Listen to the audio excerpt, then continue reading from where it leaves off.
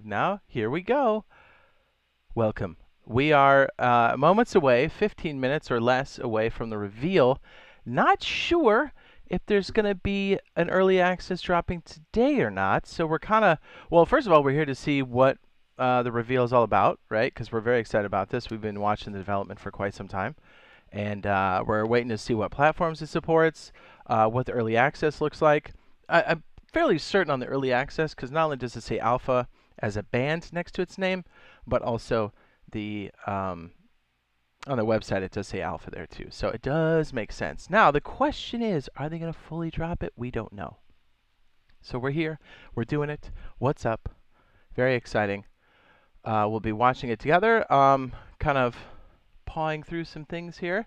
There's my primitive locked pug. There you go. That's always a good time. I'm just going to double check the Space Engineers over on Steam real fast. Some people did some digging in the database, the Steam database, and it does look like it's appearing there, and maybe it's like a 30-ish gigabyte download. We'll see how accurate that is. Sometimes that data mining can be a farce, depending on what you come up with. But here's the website. Hi, what's up? Richard, what's up, dude? Can't stop, won't stop. Hi, Aiden. Hi, hello, welcome. So here's the website currently. We're going to refresh. As you can see, we have the alpha band here. We have Space Engineers waving, just teasing us. And then if you open new, it goes in and says coming soon. Ouch. So hopefully we get to see all of this kind of play out in real time here. So yeah, we'll kind of just talk, chat, and what do you guys think so far? Yeah? Honestly, all that V-Rage stuff we've been kind of seeing over the last, I don't know, X amount of years, it was very exciting. Like the whole water model they had going on. Very, very cool. What's up, Odin? Hi. Pickles. Hello. Hi. Yo, yo, yo. We're about 13 minutes away. Let me make sure my fans are on in my office because it's an absolute just furnace in here. Hold on.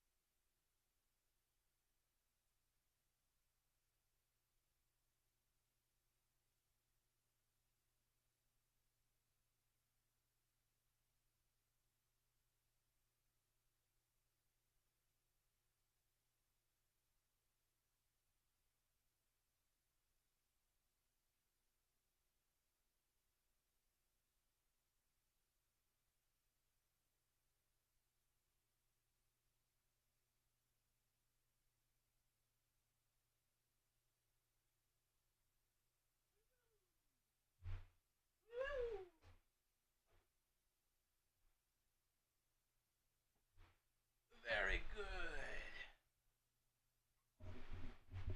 Oh, he says the Rust server's down. That's because we're currently in the middle of a wipe over on Rust console side. Should come back up in about 15 to 20. Today's wipe day. So get ready to start the wipe. So the game plan today, we've got a lot of cool stuff going on. We've got Star Citizen on the cusp of 4.0. We're definitely going to hit that if it drops today. We're going to do some Rust. We got some really cool builds we're going to be bringing out. Obviously, if this drops today, we got to do this. It's crazy, man. Let's see what people are saying in the chat. There were rumors kind of going around also saying that this could be a play test, and then maybe early access hits a little bit later. Honestly, I think early access or play test is possible today.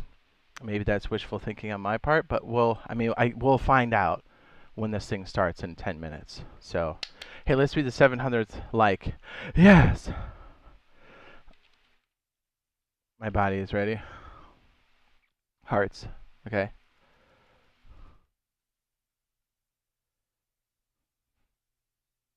Jams in the chat. Jams in the chat. Awesome, dude. Okay, so a lot of cool stuff happening here. It looks like we've got like a more in-depth grid system. They are toting a lot of different speech around like how fluid the creativity part is, which honestly, like space engineers needs, right? The opening tutorial is probably one of the bigger things people need. How to play the game and then how it presents itself could definitely use a reface. And for what we're seeing so far, it looks pretty dang good. What's up? Aiden? Nathan? Yeah, it should be up in about 10 minutes, brother. Yeah, roughly, because it takes a second to build. So we should be alright. Dude, I'm so excited for this. I can't even click. Like, we have the game, the old game running in the background, but I'm just like, dude, I can't even focus right now, you know? It's like, dude, let us in. Let us in.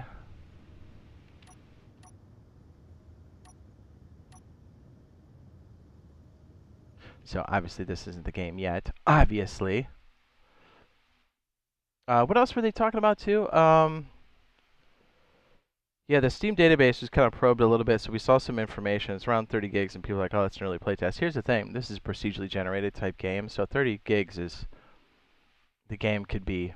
You know, people are kind of like, oh, this is a little bit smaller than the game now. It's like, yeah, but procedurally generated games don't need to have a much bigger download for them to be more advanced. So, in case you're confused about that, don't be. Oh, Tactical Cylinders, what's up? I guess there's early access third quarter. I hope not, right? Because don't we have, isn't this a year of GTA 6? Anybody? It is, isn't it? Well, I'm sorry, 25. We're still in 24. 8 minutes away. Oh my goodness. I'm excited, dude. This is going to be sweet. Let's check the website. I don't think we'll see anything yet. It'll probably happen while everything's kind of updating. That's so cool. So yeah, let's talk a little bit more about the V-Rage system too that we kind of have been seeing over the last few years. The water tech, which I don't know what that'll be 100% in this build. I'm getting the impression that we're going to be very much in this like space station area here. Which, to be fair, that's how the original space engineers started. We were in space and we didn't get plans till later. So honestly, if they give us early access to some of this new tech and we get to play this, I'm cool with that, right? We're already kind of expecting this to be, you know, updates over time kind of thing. So sweet, right? I'm down. 53 minutes. Let's go. Oh, there we go. Alpha streams. So they actually changed it. It says alpha now. Before they didn't put that in there. Oh, sneaky, sneaky. So yeah, let's see. The destruction system, which they have showed off in a couple of the different trailers, which is cool. A lot of people have been highlighting this, but I think it's worth mentioning. You can really see this system here kind of telling you what's going on. Because let's be honest, if you're new to the game, it can be rough. So the fact that they've kind of got this going on, it looks really nice. Okay, I'm going to bring up something. Maybe this is a hot take. I like the new interface in the KSB2. I know that's a failed project, but I really like that revamp. So I hope it kind of goes in that direction where it feels a bit cleaner, a bit more purposeful, and dare I say a UI person designed it instead of an engineer. Not a burn. Hot take? I know this guy. I do space stuff with him. Brother, we were in space yesterday in Star Citizen and wasted people in a capital ship. No, okay. We're riding this guy's capital ship yesterday, okay? We roll up. He goes, we're about to like launch another vehicle, a scrapping, salvaging vehicle from his capital ship. We open the hangar bay. We're both standing there, and he goes, with his gun, he goes, is that a ship? As he points to the sky, and I look, and I go, yeah, it is. And so they're like, well, let's go steal it. So we fly over there. The hangar bay is open. I'm like, brother, hot drop in his hangar bay and take his hoopty. As soon as he gets in there, you see another ship ripping across, right? Because probably the guy who owns it. And we just take off with his capital ship. And the next, what, 40 minutes? We're just wasting like 30 different ships just coming up on us. Just boom, boom, boom. It was awesome. I hope we see that coming up too. So SC's 4.0 is gonna be pretty sweet. I should say Star Citizen because SC and SE sound very similar. But yeah, this is gonna be exciting. Hopefully they dropped early access. I did check Steam. I didn't see anything yet. So we're chilling, boys. We're chilling. I do like seeing that they have the ooh baby. Oh, they give us that 13 minutes. Ah, that hurts. It's okay. It's okay. We're good. We're good. Oh yeah, that is the new setup, dude. I would be so down for us to just be playing in like a little asteroid field, kind of like feeling out the new stuff. You know what I mean? I'm down, dude. I'm so in. The chat goes wild. I want to type in there, I'm chubbing up, but it's not my channel, so I don't want to do it.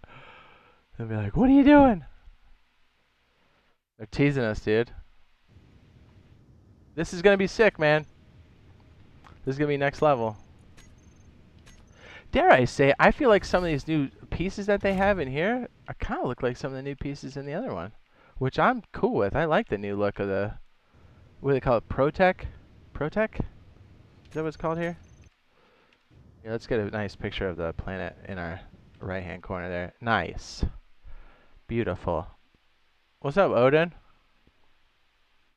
Dude, I gotta tell you, in Star Citizen, I was feeling us. I felt so safe on that ship last night. And there was a lot of people coming at us. We took some damage, but we were good. What's up? Tap says, hey, what's up with your Rust console server? Should be back up. It looks like it's still building. We just had our weekly wipe. So it should come up here in the next 5 minutes. If it doesn't, give me a heads up, okay? I am watching it from here. So you guys should be good. So if you're on and it wiped, it's go time. You know what I mean?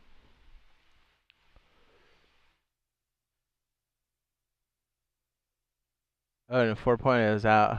We're going deep.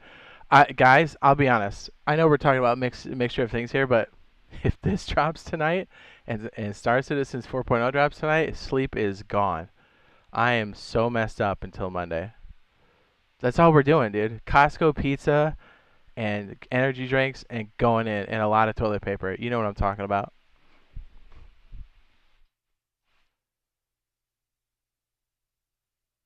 Are you gonna play myself? Yeah, yeah. Stay on it, Taps. It should be coming up pretty soon. Looks like it's done doing its build cycle. They say the buffer for the Rust console edition, like when we come up on G Portal, they say it's like 15 to 20 minutes. So, in the next 10 minutes, if we don't see anything, we'll give them a heads up. Dude, if this is coming out, we're playing it hard. Okay? That's all there is to it. Hard. Really hard. That's why we kind of like, I've been out of regular Space Engineers for a minute, so that's why we were kind of playing it. I was like, okay, let me get reacquainted to it. And I'm really seeing some of the things they could improve on it. It looks like they're doing that, like the interface, right? Kind of telling you what does what. Because you remember the first time you try to like make a rover or a ship, and you're like, it just, it would blow up, it would fall apart. You would take off, and then you turn, and then it just blows up, and you're like, there goes 2 hours. That's the beauty of the game, for sure, but it'd be nice if it kind of held your hand a little bit for some of the earlier stuff for new players. You know? I'm excited for that new system. Plus, we have all this new like rendering tech that's happening these days. Dude, we're so in.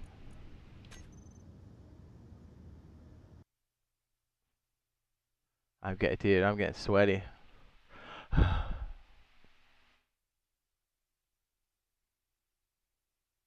Yeah, we were talking, kind of jump back to another game here for a second. We were talking about it in Star Citizen. Somebody put Star Citizen here, put that there. They're all good games. There doesn't have to be one against the other. That's really funny. Dude, I was telling Razor, I was like, bro, I want it to be us not coming back to the space station for like weeks, like real weeks. I'm like, dude, we can even run a Starfarer that's a refueler out to the capital ships. Heck, at the amount of salvage we racked up last night, I'm like, dude, I can use the SRT or whatever, and we can just start towing the wreckage to like blind spots in Pyro. Dude, I mean, come on, right? And who's gonna find us out there? It's literally we're in space. And I gotta tell you, the last couple builds we had in Star Citizen on that testing branch were really exceptional, considering how much load was on the server. I'm sure first day is gonna be pretty rough, but anyways, we'll come back. We'll focus back on this. I can't. You know what? I guess we can take some of this. I don't know how much that's gonna get us. We'll wait for the real deal. Oh, and a Razor, chill. Dude, the Polaris run was so much fun. And then, I mean, we straight stole that guy's ship yesterday. We'll just have Odin take it. You know? It was awesome. We're fairly certain we're getting stream sniped too, which made it even funnier. It was awesome. You can go back and watch it, Odin, if you weren't already there. We started a little bit late last night, but anyways, back to space engineers. Who said stop talking?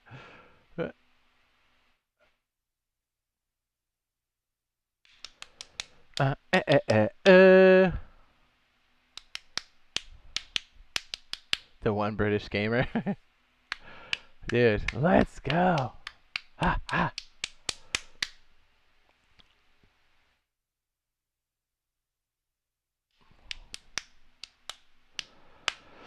It's gonna make, with all these games going, dude, and I'm looking over at the Rust console server that just restarted, it's loaded with people already. I'm watching people team up and join the server, people getting wrecked on the beach.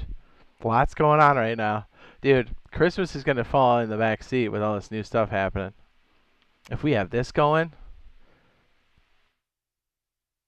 buddy. Okay, early predictions. I think we're going to see an early access between now and a month, right? And I think they'll keep building that up, and then maybe the full release is a bit later. I think they're going to try to juggle in consoles. Maybe they do what they did before and get the game built up, and then they worry about the consoles. That's also a distinct possibility. If they do go early access with consoles, it's just going to be Xbox because Sony doesn't have a program for early access. Hopefully they do it in 25. If they do, this would be a great candidate. But that's a Sony thing. They keep dragging their feet on that for some reason, and I don't know why. But when they do decide to go consoles, Xbox will have it first because they'll go early access with it. I'm assuming it's going to take the same route the old one did to some degree, which is exciting. The new systems can handle it for sure. But definitely we're going to see early access here. If not today, then very soon. Because the whole idea of early access is they kind of build it as they go. The real question is, can they support it over the holidays? So I'm still like 50-50, like if they drop it today. Because if they drop it now with like full multiplayer support, some people have to be there to manage the systems. Because everything's going to catch on fire. That's just how it goes. You know? Same with Star Citizen. If they release, they're going to have some poor guys sitting there going, help!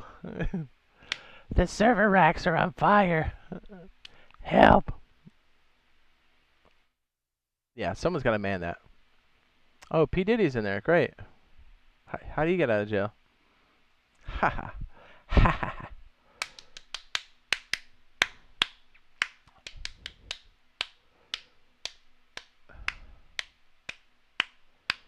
Somebody said skibidi toilets in Fortnite. It probably is, right? Brain rots everywhere. Let's go. Let's go. Who made the cable theory? Was it Zero? 8,000 people watching. This is exciting, dude. I can't wait. 6 minutes. Dude, my head's gonna explode. I can't handle this. We check on my. Then we go back here and we're like, I can't do this anymore. I hope if they do drop this in, there's some kind of degree where we can transport our stuff in, or some of our blueprints at the very least. That would be really nice. I hope that's the case. So if you've just joined us, we're kind of just waiting for that stream to start, which is in about 5 minutes or so. Your boy's got no dampeners on. What am I doing? This is my crusty build. Welcome.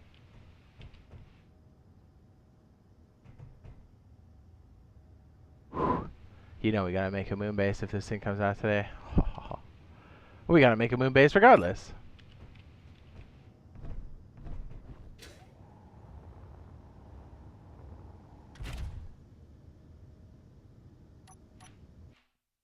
Five minutes on the nose. Aya!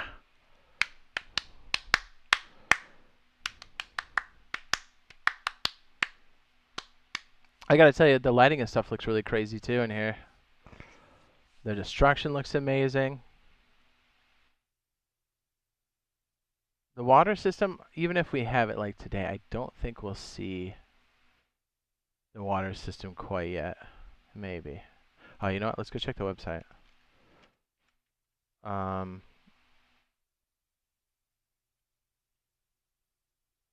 on, let me check some data here real fast to see if anything else has popped up. Chances are there's an IT guy that's going to flip the switch during the presentation. That's usually how these things work. I'm not too sure about their reveals. I can't really...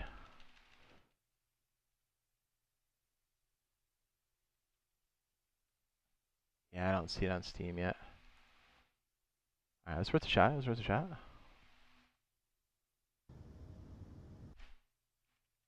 We're looking, man. We're ready. We're ready, dude.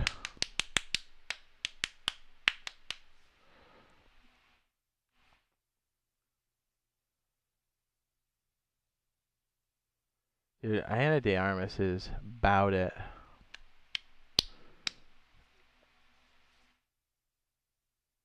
I haven't seen her recently, but she was in one movie that was... I want to say cyberpunk, but that's not it. What was the one? You know what I'm talking about? It was like the future.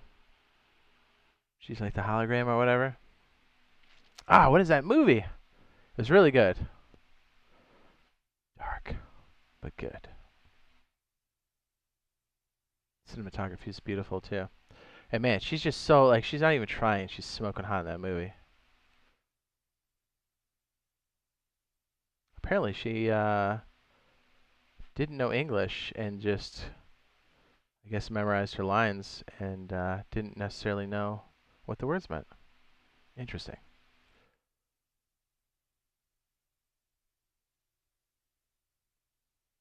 Super hot. I cannot remember the name of the movie. It's not cyberpunk. There was an old one that Han Solo was in. Not Kevin Costner. What's the guy's Han Solo? What's the actor's name? Ah. That's someone over in my chat can be like, it's not Han Solo, you idiot.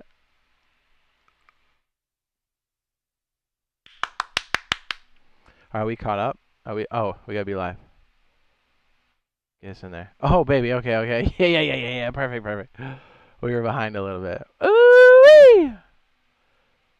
Guys, we're going in. It's happening.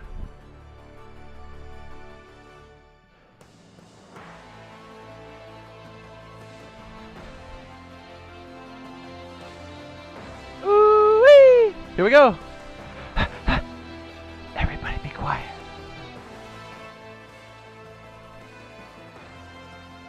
Did they put it up to...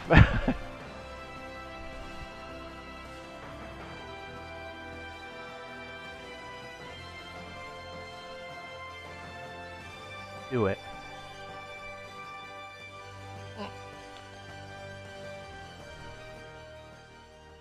Yes. Come on, baby. Drop today. Let's go. Freaking Chubb's in the chat, dude. Hello. Hi. Welcome to a very special live stream. Oh. Indeed. Okay. How you doing, guys? Hi, everybody. How many people we got in there? I'm Joel and Ozokli, and I'm joined by CEO and founder Mark Rosa. Hello, everybody. 11,000. So, and again, obviously, new game, new streaming setup as well. So slightly different to how we've had it in the past. But hopefully, you know, audio, videos coming out good. And we have the chat up on the screen as well. Though I think I need to scroll down so I can see you guys live here. Let's see. New messages. Let me scroll. The chat is so excited. Yes. Wow, there we go. We can see you go. Oh, we can see you now. So,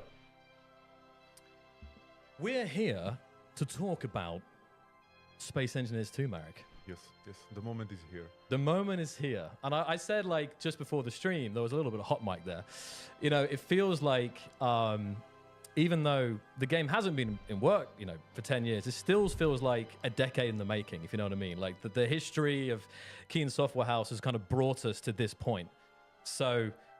Yes, that's true. Yeah. So, I mean, to kind of get off, I mean, I think you want to kind of say something about the team right now, right, Marek? Yeah. The team behind this. So before we start talking about other details, I would really like to say thanks to our amazing team. And I'm really thankful for the great teamwork we have in the SE2 team, but also in SE1 team and other teams that I'm involved in. And but let's focus on Space Engineers. So I think we really have amazing team. There probably was never a better place or moment in Keen's history than it's right now, because we have in SE2 team 70 people who are working on SE. They really love the game, and you can see how they are putting, you know, their love to their work, and you can see it in the result. Everybody is dedicated and pushing the quality, and yeah, pushing the limits. So Push again, it to the thanks limits. our amazing team. Yeah. I think, yeah, I had to start with I that. don't want to be rude, but No, I yo, mean, guys, it's a where's great that place to alpha? start. And I think you mentioned that the team is the biggest it's ever been, right? So how many people are now working at Keen Software House? So it's 70 people in SE2. SE1 has their own 30 people, and SC has 70? So SE2 team is the biggest because it has the game team working on the game and team working on the engine, and also, you know, it's just big because it's a big game and very important for us. And but I would say the level of professionalism in Keen among all the teams is the highest. Yeah, for sure. And it's great to see it. And I mean, just a short tangent. We've got a lot to get through today, but we're always hiring. So if you're talented out there, check out the careers page, because that's something that we're always looking for new colleagues. You can't. Let me just check. You guys can't hear Marek. Is that true? I see the volume coming out good. Should I turn them up even more? Let's see. I'll turn me down. The levels look okay. You but guys are let's good. see. It's not coming out in the Marek stream volume is output, low. guy. 1, 2, 1, 2. All right. 1, 2, 3, 4, 5. Okay, Marek. Go again. 1, 2, 3, 4, 5. All right. I've boosted you up and turned me down. So hopefully that's all audio is low. Is that right? He's Seems just to low. be- So let me repeat. Again, I want to start this stream by thanking to our amazing teams at Keen, and also the SE2 team working on this game together with me, and together we are creating like something that I consider to be, you know, like the best work of my life. So yeah, I'm absolutely grateful, because without the team it wouldn't be possible. Yeah, so true. And I think that's better now. The chat is in slow mode, but okay, people are saying it's fine. So I think there's some mixed messages there. But anyway, we're good. Mhm. So Yeah. I say we're going to have some special guests on today, and of course, you know, Marek, you did promise one big announcement before the end of the year. So we are pretty close to the end of the year now. Can you say, is today the day of the big announcement? Yeah, so today we will announce when the early access will start. Ah! You will learn it. Actually, you will learn in a few minutes. So what is Yes. going to happen right now is that we would like to show you the trailer, Yes. the new alpha reveal trailer. Then we'll talk about the roadmap. It's kind of for the first time in Keen, you know, we have public roadmap. We'll talk about vision and development principles. of Drop it SE2. today, baby. Come We'll on. do some live gameplay. So I will be playing the game and showing you the features that I love the most about the game, and then there will be Q&A, so we'll be able to answer your questions. Super. And I think what I will say is I'm curious, just before we actually get into it, when do you guys think it's going to release? Like, what is the chat feeling like? Well, we're seeing both the YouTube and the Twitch chats today. So I'm really curious. If you had to make a bet, which like, roughly, give us a guess. And I think in the meantime, Marek, you maybe want to tell us a little bit before we get into this about the roadmap and the new strategy that we have for releases going forward from this point. Yeah, yeah. So basically, the strategy, we call it vertical slices. So we are focusing on finishing vertical slices of the final gameplay in a really polished, high quality level. And so we split the whole game into these few vertical slices. Basically, they became our roadmap, our milestones. And we'll be talking about these more. And the first vertical slice that we'll be releasing soon will be creative mode. And basically focusing on the creative mode, new unified 25 centimeter grid system, new UI like blueprint building and undo redo and those kind of things. And then there are other vertical slices will follow. But I really want to highlight that we don't want to be developing kind of on all the features at the same time and having them, like in some not really good quality. We rather want to focus on like a limited scope at a time, finish it into final quality, release it, and then move on another vertical slice, another vertical slice. For sure, and I think this is going to be a powerful. I think it's great that the community is going to be involved as we go through these. And I was saying as well, I've been saying the last couple of weeks actually, that the feeling I have right now is the feeling I had when I was in high school back in 2013, and I was literally like racing home from school to jump on my PC and play Space Engineers every night and speculate on the forums and everything. So it's weird because obviously we're about to begin this new era, but I still feel like almost like this nostalgia. My balls are blue. Come on, dude, felt for a while. It's really like dude, drop it today. This kind of historical excitement almost. So very, very excited. I know we've had people in the chat who have been playing Space Engineers and part of this community for so many years, and they've themselves have gone through so much. So it's great, awesome. And I think just as we went on there, we wanted to, obviously we're going to get to the start of the release. I'm just saying here, we're going to continue watching to find out, right? We'll release that very soon, the news. And I think also before we do this, there's a question about Space Engineers 1. So Marek, tell us, what about Space Engineers 1? Yeah, so we will continue developing Space Engineers 1 alongside Space 2. As I said, there is a dedicated team just for Space 1 and Space 2. That's good. And so they will continue in parallel, and that's it. Like, we are still dedicated, to push Space Engineers 1.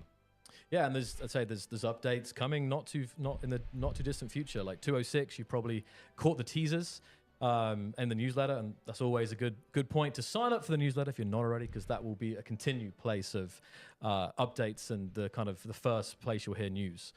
And then also just share some of your mindset and our decisions kind of going into open development and why you liked open development and why the team likes open development as opposed to having everything behind closed doors for years and then just suddenly. Yeah. So basically this was always in our DNA to release alpha early and then continue, incremental development. Yeah.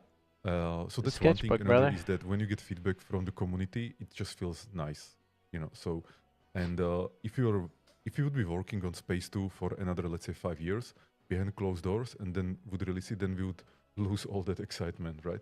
Or basically would get it much later. So there was not really a choice for us. It was more about like when we'll start the early access and get more involved with the community. Definitely. And we always call it an ecosystem. Like we have obviously the developers, but we have the players, we have the server admins, we have modders, there's streamers, YouTubers. Like the whole Space Engineers is like an ecosystem. So to be able to develop the next game, Space Engineers 2, together with the community, like we've been doing so far, is and on another level as well, of course. So we have a lot of points here, guys. So I'm just going to scroll down here. We're getting closer and closer to the trailer, yes. So, Marek, how about again, we were just talking about development. So how about the development principles of Space Engineers 2? Yeah. So at the beginning, basically, we had to sit down and think about like what is Space 2, how is different from Space Engineers 1, how we want to innovate, how we want to push it. And for me, Space Engineers 2 is really not just a sequel. It's a reimagination of Space Engineers experience. What are the core principles of the game, and then just doing them 10 times better than they are now. That's it, basically. Like really, with designers, with the programmers, with the artists, with the QA, with everybody, we sit down, we really spend a lot of time thinking about what's the core experience and then how can we make it 10 times better. So some things will change, obviously. Some things will never change because, there is some core Space Engineers experience and that cannot change. And Space Engineers 2, for me, it's, a game that is basically built on 10 years, 11 years of experience of building and supporting the original Space Engineers 1. And the differences that we want in Space Engineers 2 are focus on intuitiveness or accessibility, user experience, flexibility. So basically making the game much easier to learn, to play, to enjoy, and the feeling. This is very important for me. I call it instant gratification. So the feeling of interacting with the environment, seeing the physical impact. That's very important. So we want to push that further. Another one is narrative or lore. So in Space Engineers 1, we never had any lore, or very, very just briefly here and there, Factorum recently, but not a big lore. In Space Engineers 2, there is a whole lore. There is a Almagest system. There are people who travel there for some reasons. There are conflicts, drama, main characters, and so on. And then obviously volumetric water, that's another big feature that will be coming. And lastly, I would say I knew it. It said will be coming. The new so engine, not in VH3, alpha. That makes sense. We had to, make a new generation of our engine to redo the architecture so that it's ready for the next decade. So these were the main principles. And there's some big principles. I mean, I'm seeing the chat here. We've got lore, water, and we haven't talked about the narrative, but we have shared some progress we've been making with volumetric water during V-Ray development. It's a huge thing which we will get to. But let us continue. I know you guys. I see that everyone is waiting for the trailer here, so we are close now. Maybe just a few things. Yeah, go ahead, Marek. So NPCs and living universe, that's actually a big thing. So it's a huge, huge thing. Yeah, that's part of the story and narrative, but also like a human NPCs being in the environment, factions, so that the world feels more alive. That's another thing. Then focusing more on performance, so it's more scalable. As the computers are getting faster, and visuals. And I think you can see the visuals from the trailers or teasers that we released, and I hope you like them. And just let's go quickly or let's continue quickly so we get to the trailer. Yeah. So as I said, we have new engine VH3 that is designed just for Space Engineers 2. By the way, I will be also starting weekly dev diaries next Thursday. So I will be posting, just text diaries. You gotta be dropping it today. I was working on, and the team was working. Mostly it will be from my perspective, but you will get to know some details, like how we are deciding and so on. The dev blog gave it away. It's got to be today, right? Yeah, I'm really happy with how Space Engineers 2 is looking. I'm very happy with the collaboration with the team. I think it will be an amazing game in a few years. Definitely.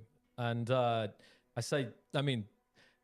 again, that's something that I know. Human NPCs is just to pull out one of those things is definitely something that players have been talking about for a while. So this is definitely going to be the living universe, right? So I'm just saying if there's you mentioned the dev diaries here. So I think for the alpha trailer. I think it's time for the alpha trailer. Are you guys ready? Let's see at least one. I need to see at least one person say hype. Maybe there's no one out there. I don't know. And we'll play this in just a second. Here we go.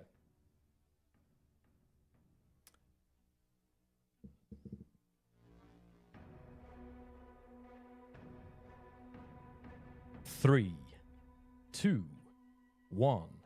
Roll the clip. Oh, that was the wrong one. What are they doing to us now? Roll this clip. Okay, we've seen this, right? Yes. Welcome back, engineer. After 10,000 years in cryosleep, you have awakened to a new dawn in the Almagest system. 10,000 light years from Earth, our home is but a distant memory. Here, the bright star Almagest and the brown dwarf Delphos form a double-star system. Among the first wave of space engineers, you stand at the threshold between void and possibility. Armed with humanity's most advanced tools, you'll build with unprecedented flexibility using the 25-centimeter unified grid system with undo-redo support.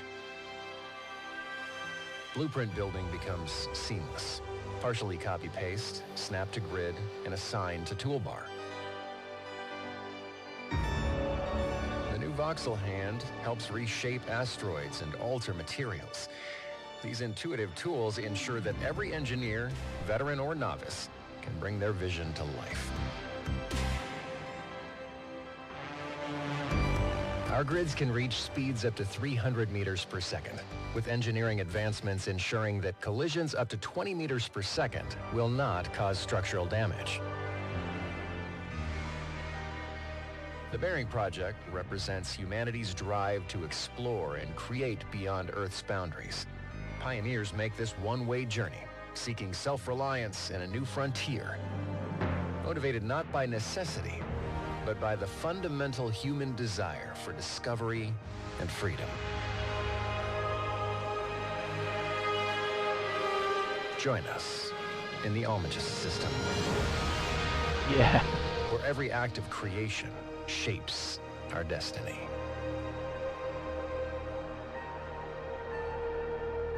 January 27th. I mean, that's soon. Vertical slice creative mode. Okay, now we know. January 27th. And there we go. It's coming, Marek. January 27th, Yes, yes. 2025. So only 1 month, basically, and then you will be able to play the vertical slice one creative mode. You know, this is, I think this is a lot earlier than a lot of people are expecting. I was, reading comments from the teasers coming up to this, but it's amazing how quickly this kind of came on us. But what did you guys think of the trailer? How are we feeling right now? I always ask this, like, give me one word to describe your feeling right now after seeing that trailer for Space Engineers 2 Alpha. Yeah, this is even right now. I think I know that the team are tuning into this, but this has obviously been a long time coming up to this point. So yeah, and I think pre-orders, Marek. Yes. Pre-orders will be starting tonight. Yes. Basically, I can give a signal to the team to release the blog post and release all the materials, and open the web page and actually Steam store page as well. We have new dedicated Space Engineers 2 web page or website where you can also find all the materials. So please go and enjoy, but don't leave the stream because we will go through the blog post, like very long blog post where we are explaining everything from the roadmap, development history to everything. So please stay here because we really want to talk about these things. And regarding the early access release in January 27, so it will be again vertical slice 1 focused on creative mode. Then the later vertical slices will come, and I think it's for people who want to play the game, in its early stages. Yeah. So if somebody still wants like a final polished, or I would say like complete experience, with survival and campaign and everything, those people probably should wait. But if you really want to enjoy what you can see in the teasers and trailers, and you want to get Space Engineers with unified grid system and new visuals and just growing the community. Yeah, that's a really good point. I say this is alpha, so this is definitely going to be for those who really want to get stuck in as soon as possible to give the team feedback as we continue to develop this next version of Space Engineers. And I'm just reading some of the comments right now. I think it sounds like the store page is already live and the website is live as well. So Correct. That's great to see there. Let's go through the blog post. Sure. here we go. I'm just gonna. Should it be posted now?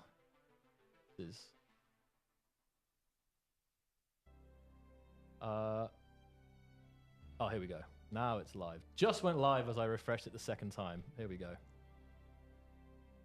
Oh, brother, it's live. We just checked. Okay. We'll switch to a different scene here for this.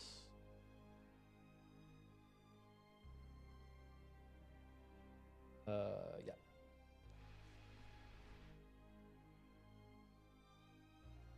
So, here we are, Marek. We have the blog post, and I think I just wanted to also add, like, we're going to have, we'll be joined by some special guests in a bit, and we're going to cover, I say, everything in detail, guys, and we're going to answer some of the biggest questions that you have. I'm sure there's going to be some big questions. So we already have some questions that we know that, you know, you guys are going to want to hear the answers to, but also we're going to be looking that we have our team monitoring the chat, and we're going to be following some of the hottest questions from the chat and address them on the stream here. So let's begin, Marek. We've got a lot to get through here. Yeah. I think let's go fast so we get to the roadmap, because I think people are really interested to know what it's about. So in vertical slice number 1, you will get the new unified 25 centimeter grid system, new blueprint building, so you can snap to grid, you can do partial copy paste, assign to toolbar.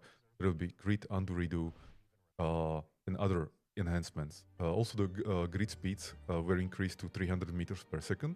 We also implemented safe speed, which means that grids, you know, when they collide under 20 meters per second, there is no structural damage, which I think is very useful. And now the ships feel more like, you know, like a good solid ships.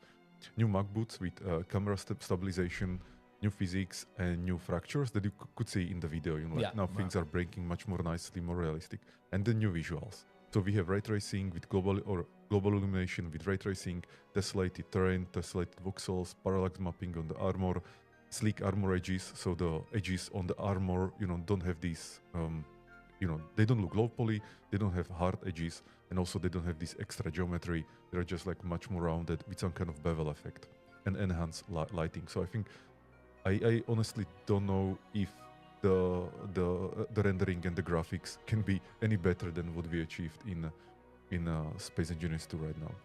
And all this is powered by VRH3 engine. Yeah. We can continue. Okay. I say, and just to add to the building, like, I can say that once you've actually built, it's very hard to, in some ways it's difficult to go back to the SE1 building in the sense that the level of efficiency that you're able to build, and we're going to get into it. Of course, I don't know if we should mention now, Marek, but we will have a live gameplay session a little bit later on the stream, so you'll get to see the game. Marek's going to play it, and you're going to have a little live. It's going to hurt my feelings, dude. I want to do it now. We'll have a few guests. Yeah. So there will be Chendo, who is the tech director of Space Engineers 2 and VRH Engine. So he will be here in roughly 1 hour. We'll have Karel Antonin, who is the musician working with us for last almost 15 years on basically all games that we made, from Minor Wars to Space Engineers 1 and now Space Engineers 2. So even the music you can hear in the background, that's Karel's work. Yeah, we can get into that. But what did you guys think of the music as well? We had it in the intro. I'm turning it up. But it is absolutely stunning, and Karel's going to talk about it a little bit later. So. And then we will have Lukáš Tvrdoň, who is the sound designer, also working with us from the beginning on all the games that we ever made. And, you know, now we are doing it again on Space Engineers 2 and pushing the limits and the realism and, you know, the feeling that you get from interacting with the world, which is usually through sound. So let's continue. Okay. What we see on the screen is actually there is a roadmap. So and we'll see this in game as well in a second. So on the right side, you can see that vertical slice 2 will be planets and survival, and vertical slice 3 will be water. Then there will be other vertical slices, multiplayer, NPCs, and story campaign, and then we'll see. And there will be some smaller vertical slices, sometime at the beginning of next year. First one will focus on adding the UGC or workshop to the game, so you'll be able to share the creations, the blueprints with other players. Then another one, VS 1.2, will be, I would say, like intuitiveness improvements, basically things that we learned while we were finishing VS1, but we didn't have time to put them into VS1 because, you know, that would prolong the whole thing, and that's not the point. The point is actually to be releasing early and frequently. And so we move those things to VS 1.2, and I will be talking about some details that will be there. And then there will be VS 1.5, which will actually release the editor and modding tools for the modders. And that's course a big thing. That is a massive thing. We And love then- our modders. And then a big vertical slice, again, planets and survival will come. So you will have 2 planets, Chemic and Verdure. There will not be Byblos, because Byblos is the water planet, or is it Byblos? Oh, I don't know how to pronounce that. Yeah. The designers are probably going to be like, are they going to get it right? I'm not sure. so Byblos or Byblos is the water planet. So that one will come in the VS3 together with water. And so let's continue. Yeah, we're speed running this, guys, but you can Yes. definitely take this at your own pace as well. Go over the blog post yourself here. So I think I should have probably scrolled down here. We were talking again about why we're approaching this vertical slice strategy, and this again is showing very nicely the roadmap again there. So obviously creative mode, January 27th, UGC workshop, Mod.io. Yeah, you can see it all there, guys, but it's very, very exciting things on the way. And water, that's going to be breathtaking as well.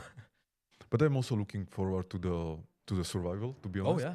Because we will have what we call backpack building and projection building. So projection building means that you can build in survival almost as in creative, So you build the projections first with the simplicity that creative mode gives you, and then you just weld it.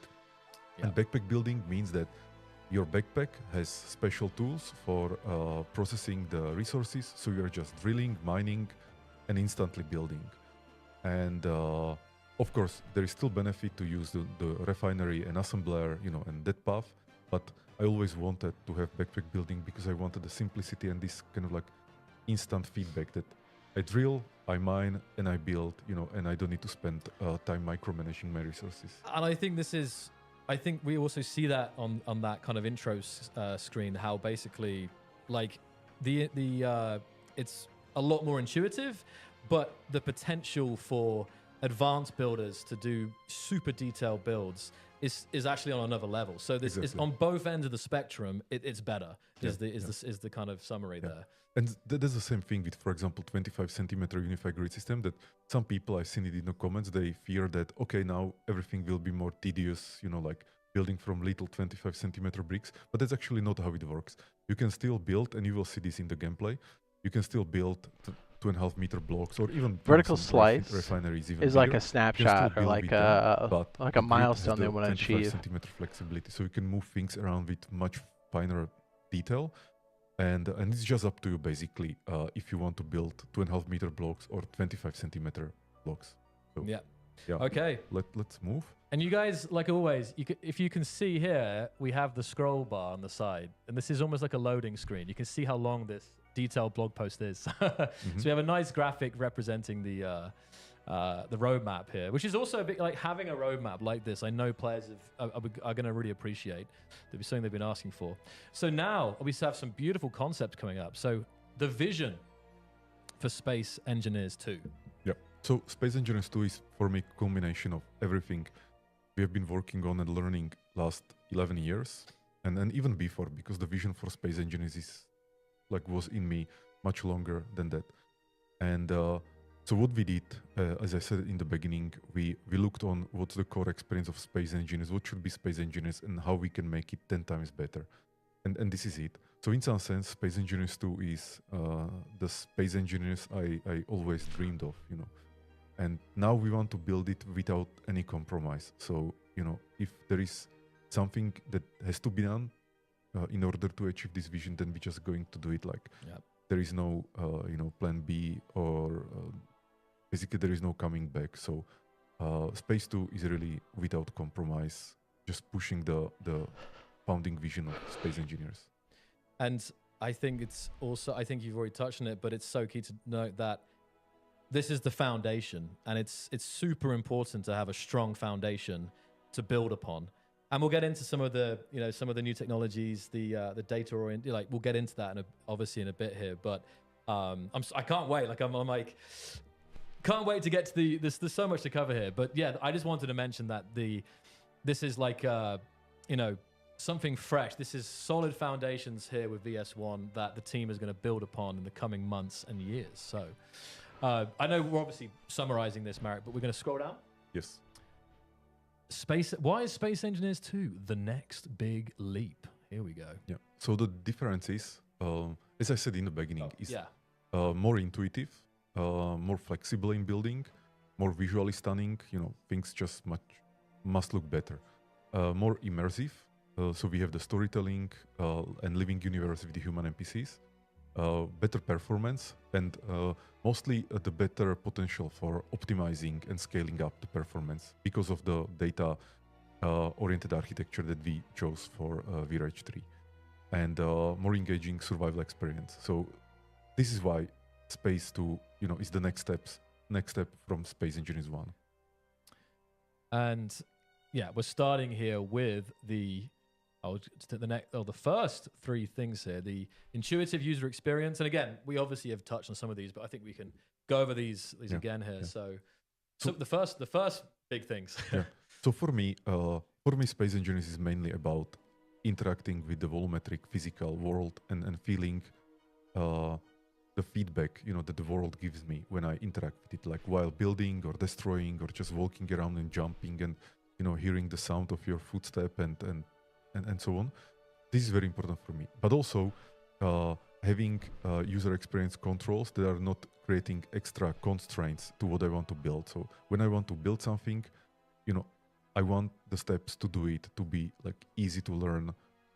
Ideally, actually, no learning, just like doing it. That's the best user interface for me. So we spend a lot of time, and we still will be spending more of time as like we are developing the game, we are testing the user interface and improving. And that's actually what will be coming in VS 1.2, are like many of these improvements that we learned after we implemented VS 1. And we'll be just doing this over and over to make the game as fluent, intuitive as possible. The next one is building freedom. So this is why we had to do a 25 centimeter unified grid system to kind of like get rid of the small versus large grid and really add the flexibility for players. But there are other things like undo, redo. So, you make some mistake, just press the undo button, it's undone. It's so satisfying. It's so satisfying, yeah. Even today, I was doing something in the game and I just made some mistakes, like, undo, no problem. And then you can redo if you want and so on. But then there is a blueprint building, which means that you can select some blocks on a grid. They are then copied to a clipboard. You can create a blueprint from it. You can assign that blueprint to your toolbar and then actually build with that blueprint as if it was block. So you don't even need to. Basically, you will see this in the gameplay. It behaves like a block, and then the I would say like standard tools for symmetry and so on. But also we have new paint tool that helps you to repaint things around you. Next one is visuals and or visual and physical revolution. So as I was saying, ray tracing, global illumination, tessellated terrain, parallax mapping, all these things are helping to make the game look like more and more realistic. But it still has some art style, that is very important for us, that it's stylized in a way that it's almost like a romantic space colonization place. And for those who don't know, the differences or the reasons why we have our own engine and why we are not using, some other commercial engines is that none of those actually can support a game with such dynamic, destructible environment, and also environment that is so large scale without loading screens and seamless transitions. So in our game, like you can build you can basically copy paste, whole ship, or you can destroy a whole ship, or you can travel from orbit to planet surface, and then underwater, underwater, yes. Yeah. And the other engines, they are not good at this because they never were. This is not their use case. They are not focused to do this, so that's why we have to do our own engine. But we also love doing our own engine, so it's not really something that I consider to be a disadvantage or. I don't consider it to be a pain. Basically, I enjoy having our own engine, having all the flexibility and freedom, And yeah, so that's. And I think actually just quickly touching on the engine, I think we'll get into it more with Chenda later, Yes. again about that process. So just to quickly, I know we just pause here quick, just I see lots of questions, guys. I think some of the questions our team is addressing right now, but I think the blog post will answer all your questions, but also, again, we will be pulling the top questions from the chat and addressing them. So just sit tight. We'll definitely get to it. I've also I have the team on my shoulder for here. the record, the website's been crashed. And, just making sure that we go over everything that you can do in the alpha. It's not and pinging. that we have a system requirements page as well that you can access, so you can see what kind of hardware you can expect. So I think we'll get to that as well. But thanks, team, for the help there. So we'll scroll down. Okay, I'm gonna give us.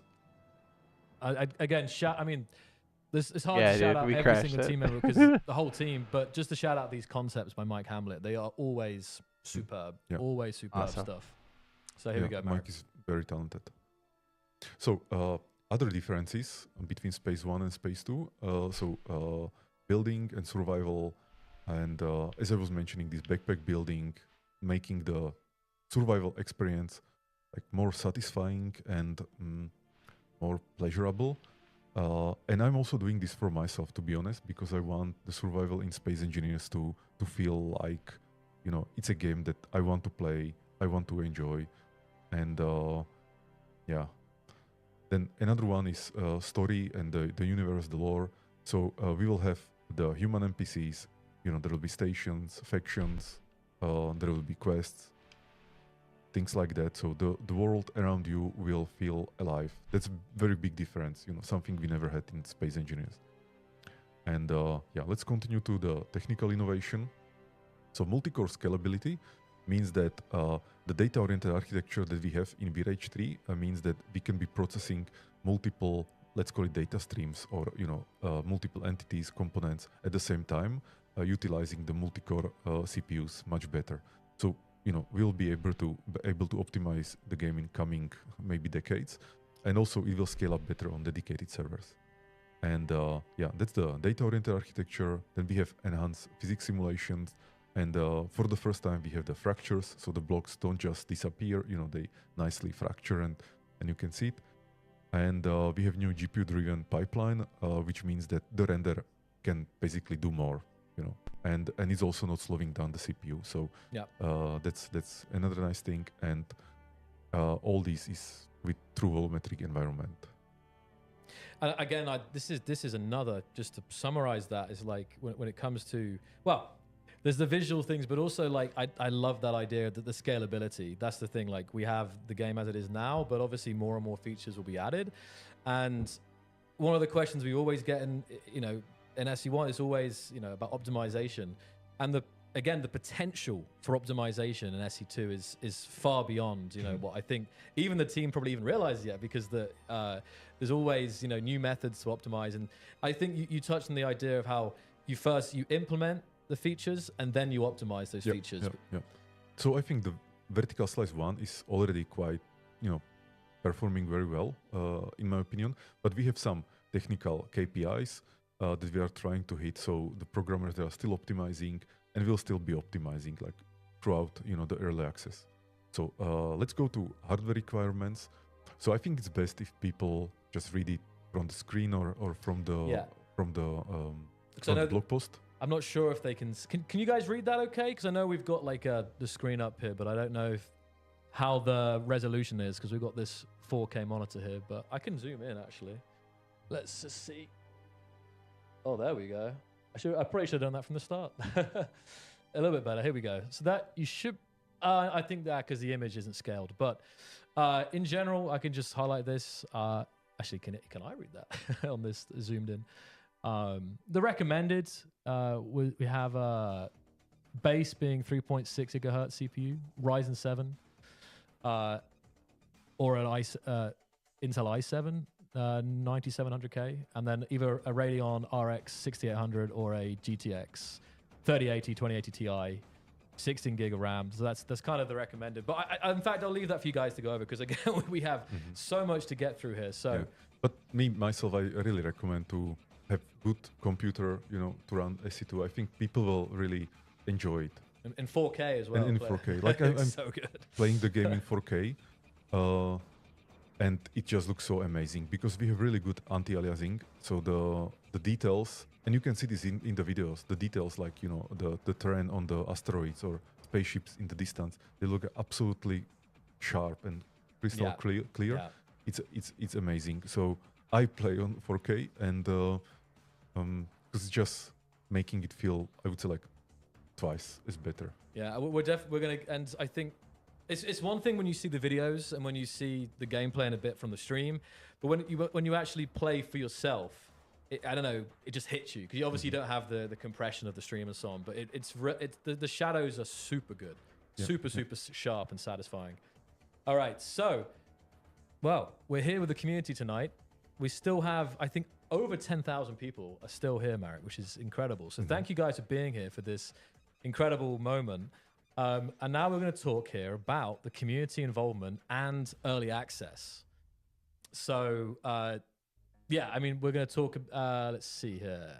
Yeah, so when the early access will start in January 27, we'll do the weekly dev diaries.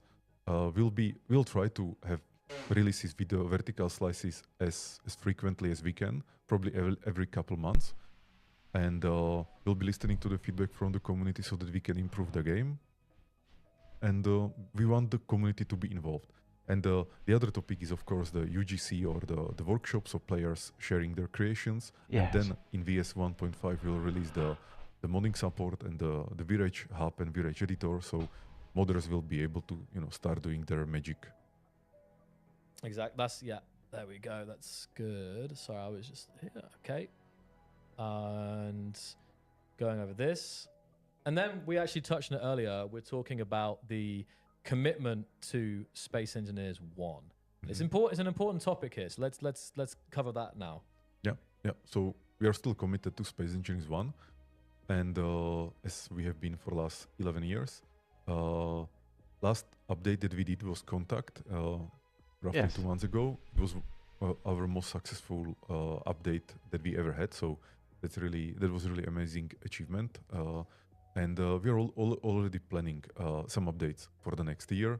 Yeah. That you can actually see in the blog post, and you can see the teaser in the blog post. So we are committed to Space One. Definitely, and it's now been over 11 years, and the community and the game is as strong as ever. It's amazing to see. We look at the Steam charts, we look at everything, and still new people are finding this game and finding the community and getting involved. So it's still SE1. I know I'm going to be playing a lot of it and streaming a lot of it. So it's SE1 is here to stay. So, and there's obviously the sneak peek from the recent newsletter, which is the next update sneak peek with the cargo ships. So, so there's some more teas in here as well. This is the large grid small insect connector. So being able to connect small grids to large grids much more easily now. So this is going to be coming as part of the free part of the 206 update. So that's very, very nice. Another really, I think, quality of life block there. So, and this summarizes it. Well, I think, Marek, Space Engineers 1 and Space Engineers 2 will coexist, each offering unique experiences for players. They did, Redneck. So, they did. Now, we're moving down to the important transparency notice about early access. So, let's cover this, Marek. Mm-hmm. Yeah. So, as any early access, it's still early access. So, there may be bugs or some imperfections or polish. And also, things may change during the early access. And there definitely will be things, especially the UI part that will be changing. And so again, if somebody wants more finalized experience, I think they should wait until the game is complete. But for those for those pioneers who want to, go and explore Space Engineers 2 universe, I would recommend them to join the game even now with the pre-orders or on January 27 and play the game themselves. Yeah. I know you guys waiting to get to the gameplay, so we're going to try and get to that as soon as possible for you. As I mentioned, we have an action-packed stream here. So, obviously, some people will wonder, well, how long have you been working on Space Engineers 2 or VRage 3? So this covers this. It's almost 3 years, and first, what we have done, usually it's some kind of pre-production period, and then you have production. And so pre-production was about analyzing what engine to choose, what the game should be about, the core principles that I was talking about. And also what was happening was that the team for Space Engineers 2 was growing. So some people from Space Engineers 1 came to Space Engineers 2 team, and then many new people were actually hired for Space Engineers 2. So it took some time until we grew to 70 people in Space Engineers 2. And all this was happening during last 3 years. Very important, let's say, change or step happened this year, sometime in second quarter, was when we decided to switch to this vertical slice approach. And instead of like building bottom up and building everything at the same time, we decided that no, we'll actually focus on like very clear vertical slice functionality, something that we would be able to actually show to players. And because we have many prototypes in the game already, but we cannot show them to people because they are simply not presentable, and you would just disappoint. And with vertical slice, what we are aiming to is when we deliver something is really good. Yeah, that's the key thing. So and here we just we have again we touched on this again, so we can some of the shout outs, some of the shout outs here to the leadership team here. But obviously, this is these guys are running the different various teams. Over 70 individuals, programmers, artists, designers, QA, production, sound, music, video creation, PR, whole list there. So big shout out to everyone on the screen right now. Yeah, thanks again to all the people here and also people in their teams. I think they really did amazing job, and I'm every time surprised how good Space Engineers looks and how good it feels. And then, yes, Space Engineers 1 again with its own team of 30 developers. You can see how we're working in parallel here. Okay, scrolling down then. So we're blasting through this. The development process here. So I will just sum it up quickly. Yeah, I think we are quite organized. The production, the planning, and reviews, and playtests, and design documents. And we're always improving, of course, and learning and improving. But I think the team is very, very organized, and yeah. Yes, indeed. A lot of stuff was learned during SE1 development. Yes. Okay. So again, this is talking about the teams here as well. All the teams. Yeah. And then what is my role as creative director or game director is that first I come up with the vision, and then I make sure that the things that we come up with are aligned with this like singular vision. Like that's very important, because what we also learned in the past is that when you have too many cooks in the kitchen, the result is not good because it's too mixed. So I think my main role is to maintain alignment with this vision and with what is Space Engineers 2. Yeah. And again, I think and the chat is helping, but just to quickly say here, guys, pre-orders are open on our website, the Space Engineers 2 website. You will get a Steam key through this by pre-ordering. I think the site is definitely, there's a lot of people visiting the site right now, but just to kind of, I see people asking about where is the pre-order and so on. So that's where you can find that. And I have to ask, give me a little 07, a little salute in the chat if you have already pre-ordered Space Engineers 2. I'm really curious to see if you've got through to that already. So as we continue on here, we're talking again about the vertical slice. This year we switched that methodology. So I'm not sure if you want to. No, I think we can go through this. Yes. Nice picture of planets. Work in progress, planets and water, work in progress there, but they're absolutely stunning. And there's been lots of images shared actually over the last year of the development of this. So we come on to some of the lore. the Almagist system. And I say me and Marek are wearing these nice new hoodies with the Almagist system on the arms. Beautiful hoodies, actually. I have to show these off later. But let's touch a little bit on the backstory, Marek. Yeah. So Space Engineers 2 is set in a Almagest system, and it's a system that is 10,000 light years from Earth. So people actually have to travel there 10,000 years, give or take. They're using warp drives to travel there, but they need to be in cryosleep, all these 10,000 years. And all of them are pioneers and people who want to colonize new solar system and basically be independent and self-reliant. And we took inspiration here from the past explorers, who were discovering new countries and exploring new places. The music right now as well. It's like Yes. Yes.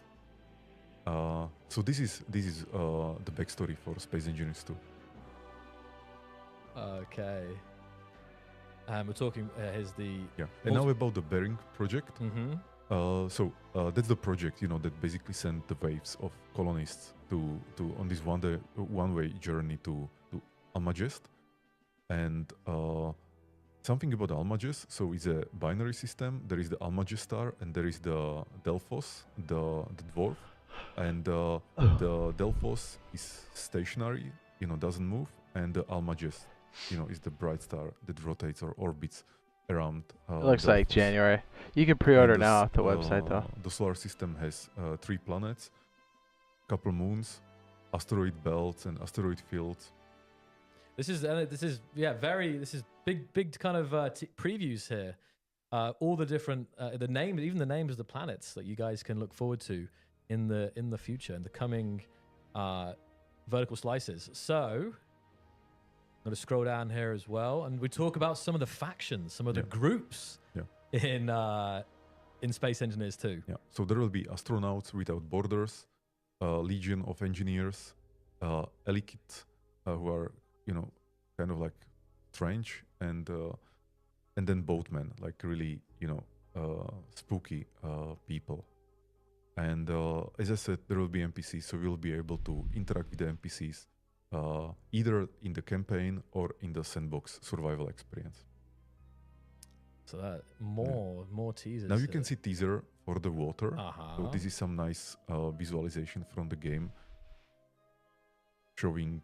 It's beautiful, isn't it? Yeah, showing the ocean. On a vacation there, it looks like. It looks like it looks like Croatia or something. Okay, and we have some more planetary. This is all good kind of previews here.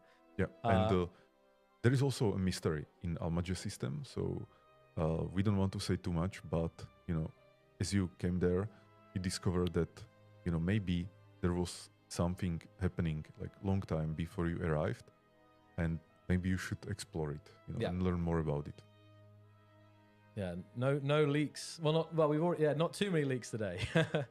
Something to look forward to. Oh, look at that, and we can see some of that's stunning, isn't it? Again, some of these different planetary shots. That is amazing. Great work, guys. I have to say this because I feel like I feel like when I was looking over this, I feel like I'm seeing this for the first time. That image is so nice. Wow. Okay, so again, and we're talking here about the sandbox and the story campaign. Yeah. So you will be able to experience Almagest in 2 ways: sandbox and campaign. Sandbox, means that you are on a planet, you are progressing. You are building your grid, you are communicating with the factions, and you're kind of setting up your own goals. The campaign will be very different. It will be a set of missions that you go from one to another through story, and at the end you will learn more about mysteries of Almagest. And the campaign will be about brothers Miroslav and Ivan Sokol, who just completed the 10,000-year travel in the cryosleep. They had some trouble upon arrival. They solved the troubles, but some other troubles are happening or coming their way, and they will be unfolding the secrets of Almagest. So, and you as a player, you will play as Miroslav Sokol. Yes. So, all it's. I'm not sure if the players expected so much reveals for the future, but definitely, like, you know, players are going to jump into the vertical slice in a month's time, and this is really just going over what you guys can expect in the coming vertical slices here. So I'm just scrolling over here as well. Anything you want to, you let me know if you want to cover anything. No, we can continue. So, but again, great concept art by, I was about to say by Miroslav, by Mike Hamlet. Yeah, I like, even I want this as like a poster, you know, right? This is really good stuff. I'm sure that will come. Okay, so. Yeah. So let's go to Pioneer Edition. So we also have Pioneer Edition of the game, which includes the base game, of course, soundtrack, and exclusive behind-the-scene development materials during the past 3 years. I would really highlight the soundtrack.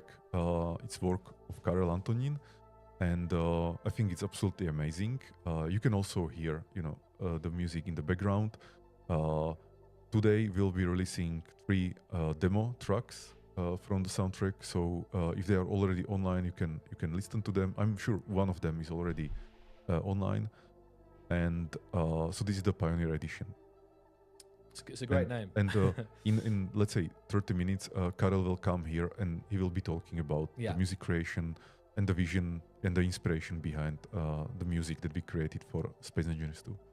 Yeah, I think we've still lots to get through tonight. I think, you know, the stream will be a little longer today, which is, you know, it's a good thing in many ways, you know, so we'll get to it all shortly. But if you will wait a few more minutes, you will get to see the gameplay. Yeah, a few more minutes. Gameplay is coming up coming up next, guys. So you're going to see Marek playing Space Engineers 2. A little preview of what you guys will get access to come January 27th here. And so yeah, we're again talking about, you know, very talented Karel, who is going to be joining us soon, and, you know, talented musicians and a full orchestra. And this is actually a big deal. Like, you know, I don't know how many of the tracks, but a lot of the tracks are recorded with a full, I don't know, he'll probably tell us, and we'll wait for a bit. We'll tell us for a bit, yeah. But many, you know, huge orchestra. And this, I love this. I love this. Yeah, this is Alex's work, you know, this cover art, and it's absolutely amazing. The inspiration we had for this was the, you know, like some Baroque or Renaissance painters, and we just wanted to reimagine it for the soundtrack, because What's up, Lena? Like the goal was to really feel like it is coming from the art space, not from the, you know, like a real world. Yeah, and you got Karel's signature there as well. So love it, love to see it. Okay, so we're very close now. We're at the FAQ. Are we gonna? Should we cover? Yes, we can cover this now, because there will be questions later anyway. I think, right? Yeah. So, first up, will Vertical Slice 1 contain all the blocks that are currently in Space Engineers 1? So of course not, you know, because Space 1 was in development for 11 years, so we cannot kind of like catch up to that with Space Engineers 2. It will contain the blocks that are needed for the creative mode building. So you will have, you know, like variations of the armors and gyros and gravity generators and windows, and you will have many blocks, but of course not all those that are in Space Engineers 1. And, you know, that will come later. We'll be adding more blocks as they make sense for the Space 2 experience. Another big question, and that is, what exactly are players getting on January 27, 2025? Yeah, so we'll release Vertical Slice 1 creative mode, and all the other vertical slices, they will come later, including planets, survival, water, NPCs, campaign, multiplayer, and more. There we go. Can I transfer my grids from Space Engineers 1 to Space Engineers 2? Yes, but we are releasing a tool, or we will be releasing a tool that helps you export from the grids from Space Engineers 1 to Space Engineers 2. But because, you know, there are differences, because in Space Engineers 2 we have this 25 centimeter unified grid system, and as I said, some blocks are still not in Space Engineers 2. So I just want to kind of warn people, you know, or kind of like set the expectation so that not everything will migrate from Space Engineers 1 to Space Engineers 2. You will still have to probably, you know, like finalize your builds or kind of even maybe redo your builds. But I don't see this as a negative thing. Actually, thing is that maybe Space Engineers 2 is an opportunity to reimagine your Space Engineers 1 creations. Yeah. Just like we did with Space Engineers 2, you know, coming from Space 1 to Space 2. Maybe you can also reimagine your builds and build them again, but with the flexibility and power of Space Engineers 2. Okay, and then here's another question, which I think I saw maybe during some of the teaser previews, the comments. Why are we making a sequel and a new engine and simply just continuing with Space Engineers 1 and iterating on that? So with Space Engineers 2, we wanted, or like, I personally wanted to be the freedom to be able to make a revolutionary step. So I didn't just want to do incremental small changes, and also I didn't want to be bounded, you know, by the past, by the technology that we have and data compatibility and so on. So I really wanted Space Engineers 2 to be a revolutionary step, so we can like we can breathe deeply and just, you know, just do what we think is the best. And I think I still believe that making a new game that is unconstrained by the past, like that was the good choice. I have another question at the end here. Oh, here's another question. Why aren't we launching Space Engineers 2 with water? Why not wait until water's done? Yeah, so water is a complex feature. We still need a lot of work and optimization on the water. Right now, the team is working on the visual aspect, you know, making it more beautiful, more nicer. But water is really a big thing, and we didn't want to postpone the release, the early access release, because of the water. We want to give people the game so they can play it as soon as possible. I'm down for that. But the water will come. Like everybody in the team is excited about it. Yeah. And then another question. All the questions. There's not too many left. We're so close to the gameplay, guys. I know you're waiting for it. But these are important points. I really think these hopefully will answer a lot of the questions that are being asked in the chat. So why are you releasing a Space Engineers 2 alpha while Space Engineers 1 is still actively developed? You know, isn't this unusual? Yeah. So the simple answer is that we want to develop Space Engineers 2 alongside the community and not behind closed doors. That's it, basically. Yeah. Summarized. Yeah. And then what about Space Engineers 1? Yeah, we continue developing it. Yeah. And the next update is actually just a few months from here. Away, yeah. Okay, another big question that I've saw for the chat. What about PlayStation and Xbox? Yeah. So at this stage, we are focusing on the PC alpha. Console releases are like different, you know, than developing for PC. Okay, so yeah, we were right. But they're going to settle it first and then actually one colleague in our team who is working on the console version. So like slowly, you know, we are getting there. But doing alpha and early access on consoles versus PCs, different story. So for now, we are really focusing on PC. But I think it's clear that is the plan. Like, I mean, it's just so players, you know, asking about that, speculating. So, you know, that is the plan, guys. Yeah. Eventually, when the game will be coming out of early access, I don't want to promise it, but probably it will go on all three, you know, platforms at the same time. I think that might be the. Before we get to the FAQ, I just wanted again, Marek, could you? I mean, maybe it's here in the conclusion. I just want to check that. Oh yeah, no. I just wanted to quickly ask. I've been asked if you can just summarize again what is included in this alpha launch. These key, you know, features and blocks for people to enjoy. So creative mode experience with new unified 25cm grid system, blueprint building, paint tool, new visuals, like absolutely amazing visuals, new physics, new animations, new sounds, new music, and many other things that I will show you hopefully in a few minutes in the gameplay. Yes. Paint tool as well. I know that was a big one from the... But again, also just to make it clear, what is not there, what will not be included, is the planets, survival, multiplayer, NPCs. Those things will come in the following vertical slices. And we've reached the end of the blog. So again, just a conclusion here. I love that quote. The cosmos is your canvas. Engineer your dreams. But I think I'm just going to read this off here. Space Engineers 2 represents not just the next chapter in our journey, but a new beginning for space sandbox gaming. We invite you to join us in this ambitious endeavor to push the boundaries of creativity, engineering, and exploration. So there we go. And we have a link there. You can connect on all the platforms. Definitely Here we get go. stuck in with the Discord as always and all the socials. And the price of Space Engineers 2 is $29.99 USD or your regional equivalent. And the Pioneer Edition DLC is $14.99, or you have that the combination there as well. So you can visit 2.spaceengineersgame.com/store. So anything else, Marek, from the conclusion, or is it time to get into the gameplay? I think it's time. I think it's time, isn't it? All right, let's do it. Do it. Okay. I'm going to change the scenes, and you guys are going to see this. Okay. This is the game. I'm going to pass you the controls, Marek. And we're going to put it up on... Hold on. There we go, Marek. So we're going to play... Yeah, if you can... Take that. And you can put this quite far forward so it's not in your way. Whatever, yeah, it's quite mobile. Okay, good. Thank you. Is that good?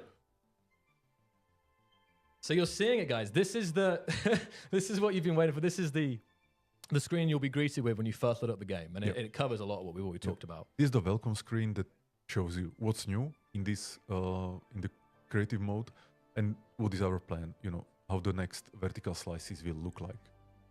So now you will see the main menu for the first time. So this is the main menu of the game, and let's go quickly to the game. Here is a button or a banner that will link you to the newest information about the creative mode. This is how the new game looks like. So there is a campaign which is disabled for now. There is the survival sandbox disabled for now. There is worlds. It just shows you the Concordia research facility where we will go soon, and or empty world. So let's go back and let's start the creative mode. Oh, so look at that new loading screen. This is the new loading screen. And again, you've got that Amager system.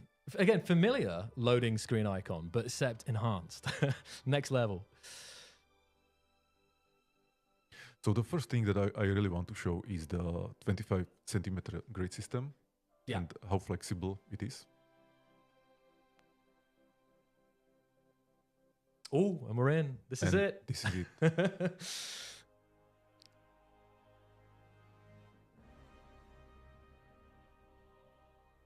I've got the game music. Let me turn up the game now.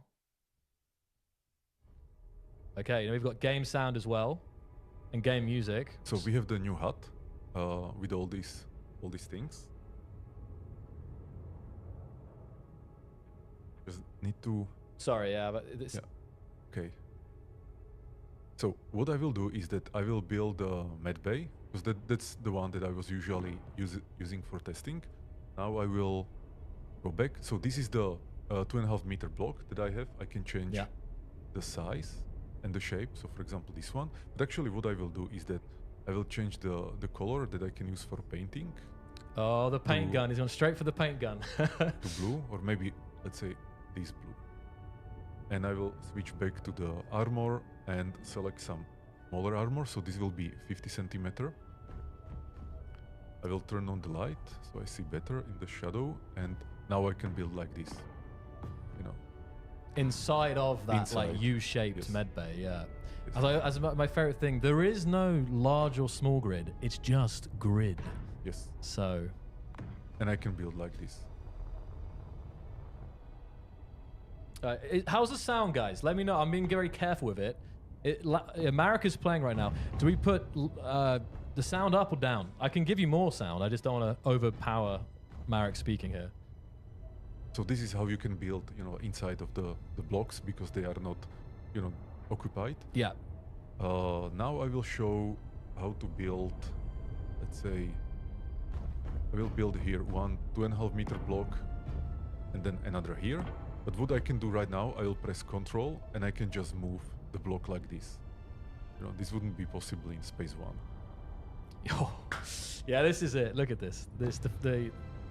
The granularity of the 25 centimeters is huge. And what I can do again is I can select the smaller block, and I can build, for example, something like this.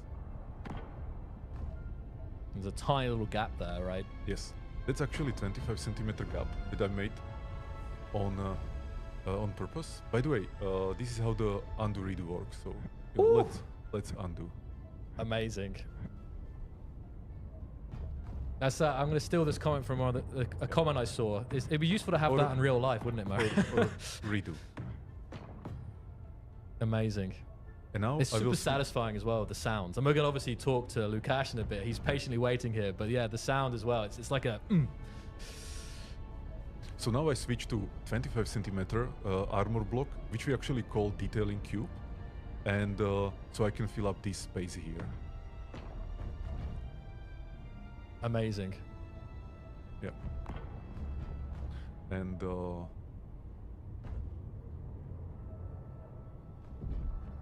yeah, let's walk here. I cannot. Not quite. Yeah, there is this thing. So let's remove it. I removed that one. Okay, so let's just undo, redo. Oh yeah. So I'm thinking, I gotta place it again. You know, even getting used to having that undo, redo in terms of your memory. Yeah. There we go. That's it. So I can be showing this for a long time, but I think we need to speed up. Yeah, yeah. So And, we have a Yeah. So let's look on partial blueprint.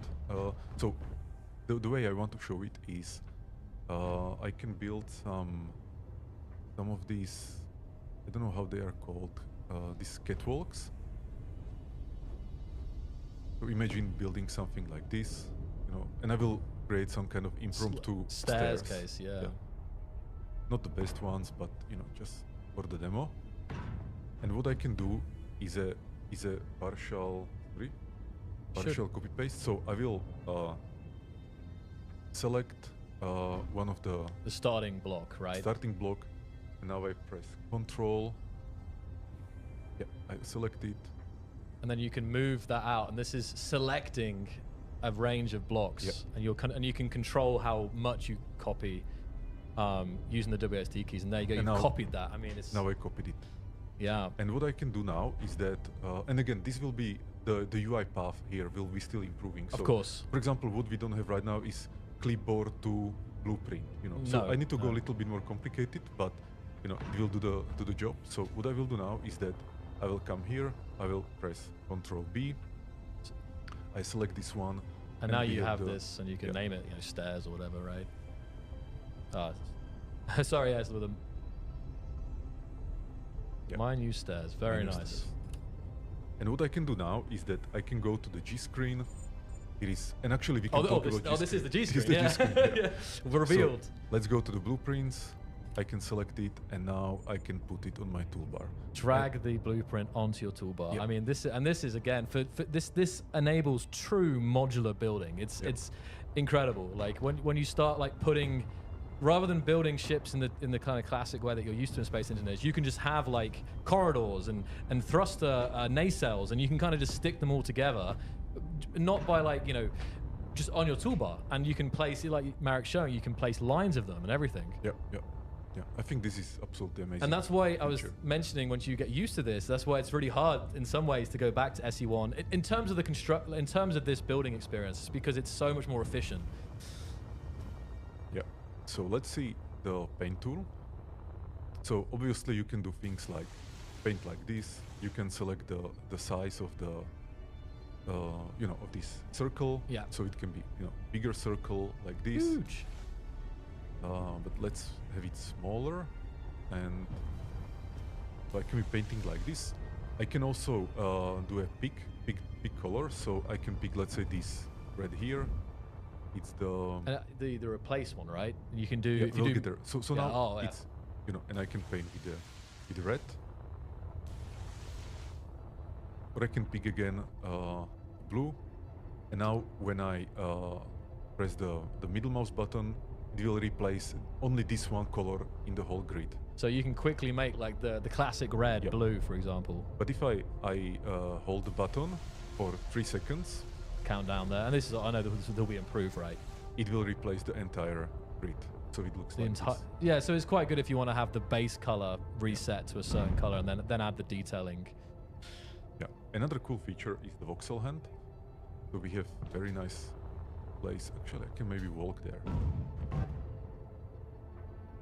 Oh yeah, this is. So seeing some of the new station here. Yeah. And this is the voxel hand, you can see. But I will show it here.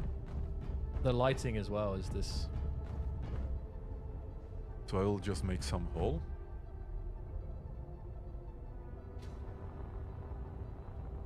And there we go, just seeing the sun piercing through there. Very nice.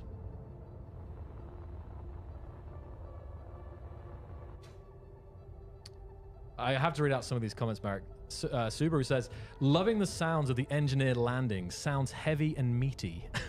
Yes, that was the point. But look, this looks so good though. You will really see when you're in certain this is locations that crazy. shadows are like on another level here, and you can also see the tessellation. Or Yes, yeah, that's tessellation. yeah. So the details on the On the rocks, stones. Yeah. So jetpack. That was very important for me. So we have a jetpack, basically 2 modes. One is, we call it precision, so it's up to 20 meters per second, and it has like quite decent His acceleration. legs are moving. And it's good for this kind of like a precision, flights when you just need to move a little bit. But if you want to fly far, you press shift and you go to boost mode. And you can actually hear. If I turn up at it, you can actually hear it, Yeah. Yeah. and it goes orange. Don't hit very it. Powerful. What? There we go. Nice. That I can't wait was- to do That this. was another thing. The animations, right? Yes. As we're seeing as you're landing, this was a big thing for you, and Yeah, it's way more satisfying now. Yeah. Sometimes I just like fly around and Just and just jump and land and jump and land. Yeah. But actually, what I also enjoy doing is just. Sometimes I'm just doing this. Just walking around in circles. Yeah, I love it. It's just so good. You definitely hear when someone's coming, you know. Yeah. Let me show you the Mac boots. They're really yeah. amazing now because we added camera stabilization. So Oh, Marek, one quick thing for the players. Could you go to the settings? We have the speed down Oh here, yeah, right? show us the Can settings. you just go to the settings and change it from kilometers per hour to, because we can see we can change it to meters per second, which you guys are familiar with. Miles per hour, in, baby, come on. SE1 kilometers or miles per hour Yeah. that's for for you. American units. I've Woo! kind of moved past Imperial, but I think some of our US friends will. I mean, even though I know a lot of space is still done in metric, but still, you have that option now. And this is just so that you can go up to 300 meters per second as well. It's just easier to see that quickly. So these are the new Mac boots. Man, that looks insane. That looks insane. And the mag boots It's going with smoothed it. out. Oh It's my also- it's goodness! like I want to much- do it now. It's very smooth now. Okay. That's crazy. USA. This game just got even more freedom, Marek. So much smoother, yeah. Honestly, guys, I'm gonna have to rewatch the stream just to read the chat. Like, it's great reading the comments. It's so hard, but there's so much going on. But thank you to for being here for this. This is great. So again, let me show you the G screen. G screen. So Ooh. we have all these blocks, new categories. Yes. Toolbar, of course. You have a couple toolbars that you can switch to. Yeah. Very similar to SE1, but we try to simplify things, make them more intuitive. And yeah, let's go to the mining ship. Yep. Yes. Show us the mining ship. Yes. Show us the mining ship, please. Yeah, I gotta tell you, I'm excited just for the mode they've got right now. This is crazy. So the scheduled We have release the is January mining ship, 27th By the way, when Early you press the access tilde button, it 2025 on assigns Steam. from the toolbar, and Yeah. then tilde again and returns what was there. That's really nice. Marek, one other thing I wanted to just coming back to how intuitive the contextual hints, right? You see this, it's way better now for like knowing what to press and what something does. You have these contextual tooltips coming up. So the new, these new drills. Ooh, yes. Show me. Ooh. That sound. I'm going to be turning up the sound sometimes, guys, so you can hear it in all its glory. That looks so cool. And for those players who want to see the controls, you can press F1. You know, it's actually also available here, help screen, and you can see welcome from me. Yeah. But also you can see controls and advanced controls. But again, you know, like this looks like the game has so many controls, but what we try to do is that for the beginning, you know, like it's enough to know just something, you know, and then incrementally learn more and more and more. So like we don't want to overwhelm players with, you know, like I would never, for example, show this to a new player, you know, because it will just confuse It's not them. that bad. Yeah. Can you, Marek? Can you show the drills themselves when you get out next, just to show the how they look? Players were asking. There we go. Oh, buddy. Oh, Also buddy. meaty. Yeah. A lot of meaty Yeah. things in the game. Again, Space Engineers 2 is Meteor. like, It looks so much but better, it's also dude. really reimagining what Right. was our founding vision for Space One, Yeah. and Exactly. and going just like as much forward as we can and not doing any compromise. The fact that they're So, all yeah, one and grid now let's go system to now the is red ship, sick. to No the small, famous red large ship. grid, just the whole thing. And there's Bigger brush one sizes block in now. particular, Marek, that I Smaller, want you to have big. a look at on the right-hand side. Here it is. What? So you guys are looking at the 7.5 meter gyro. What? In all its glory. So What? I guess if this was SE1, this would be like a large gyro, but that doesn't exist anymore. We just have grid. So this is a 7.5 meter gyro. There's a 2.5 meter gyro, which is, you know, like the north thing, but yeah, that's the That's so yeah, cool. it's gonna. That's how we'll be calling all the blocks now, like by the meterage. I mean, yes, good. All right, are we doing the split, Marek? Let's try. Okay. Yes. Fingers crossed. Let's go. Full steam ahead. Maybe I will go from the other cockpit. Oh yeah, And because by you the way, might. yeah, because I don't want to destroy the cockpit with Yeah. me. But we have redesigned this ship completely. You know, basically like building on 25 centimeter grid system, and I think it's much better. It's much easier to orient yourself inside, and you know you have the hangar and everything. So yeah, so let's try it. And the new thrusters, the new thruster effects as well, Marek. There. Yeah. Yes. And you can aim. You can actually aim. Oh, you can actually aim better with this new cockpit. We got enough speed. Do it. Actually, we're already going like 50. I don't think we had enough speed that time. Yes. Okay. Yes. We're gonna back it up, do it again, hit it at 300. Split. And new sound. I mean, there's like, across everywhere. There's new sounds, right? So the new thruster sound as well.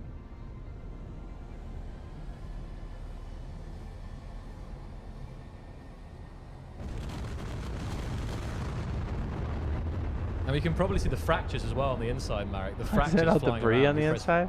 We can actually go and check it out. Yeah. Yes. Didn't split it this time, but Yes. it's okay. It's okay. Yes. Please show I've us. seen Marek split that ship so many times. So let's see some of these. Man, this is gonna be so dope. Yes, mangled. Beautiful. I can't wait to start building this. This is sick. Yo, bruh.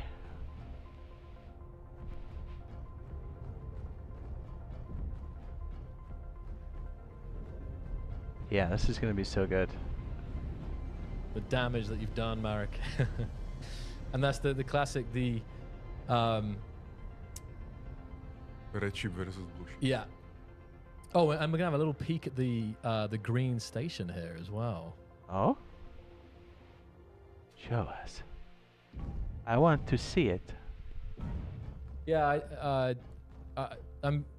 One of the things to mention is how moving more controls to the left hand in terms of the rotation and stuff like that. Yes, There's yes. more things are done with modifiers, I think now. Good. Thank goodness. South Pole for life. Woo! Oh, you know what you should show, Marek? Is you should show the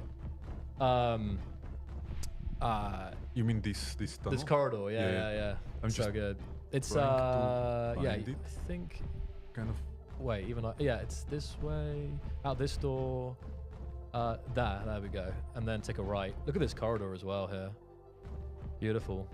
But my favorite corridor's coming up. If you could run down there and then through here. Next, okay. Yeah, run through here and then take a right. And this, take a right in here. And this is where you'll see it. To the left-hand side. Other side, sorry. So guys, I just wanted to, this is one of the things that I noticed when I first was playing. Can you see like the character's shadow cast? Yeah, it's really small. It's quite small on the stream, but you might be able to see a couple of pixels. But basically, you can see the engineer's shadow being cast on the asteroid, like through the tunnel there, and it's something that I don't know why. It's just a random little small thing. But when I was playing it for the first time, I was like, wow, like, and it's super sharp as well. I can see the outline of the engineer completely. So that was something. I think it's beautiful. Yeah. And obviously there's ray tracing, and there's so many. There's on the graphical side, on the render side. There's a lot of new technologies. Yeah, I think we can end with the destruction. Yes. Yeah. Okay. Yes. Show me. Oh There my we go. goodness. There's no more, the debris is no more all the same, guys. It's based off of the block that it's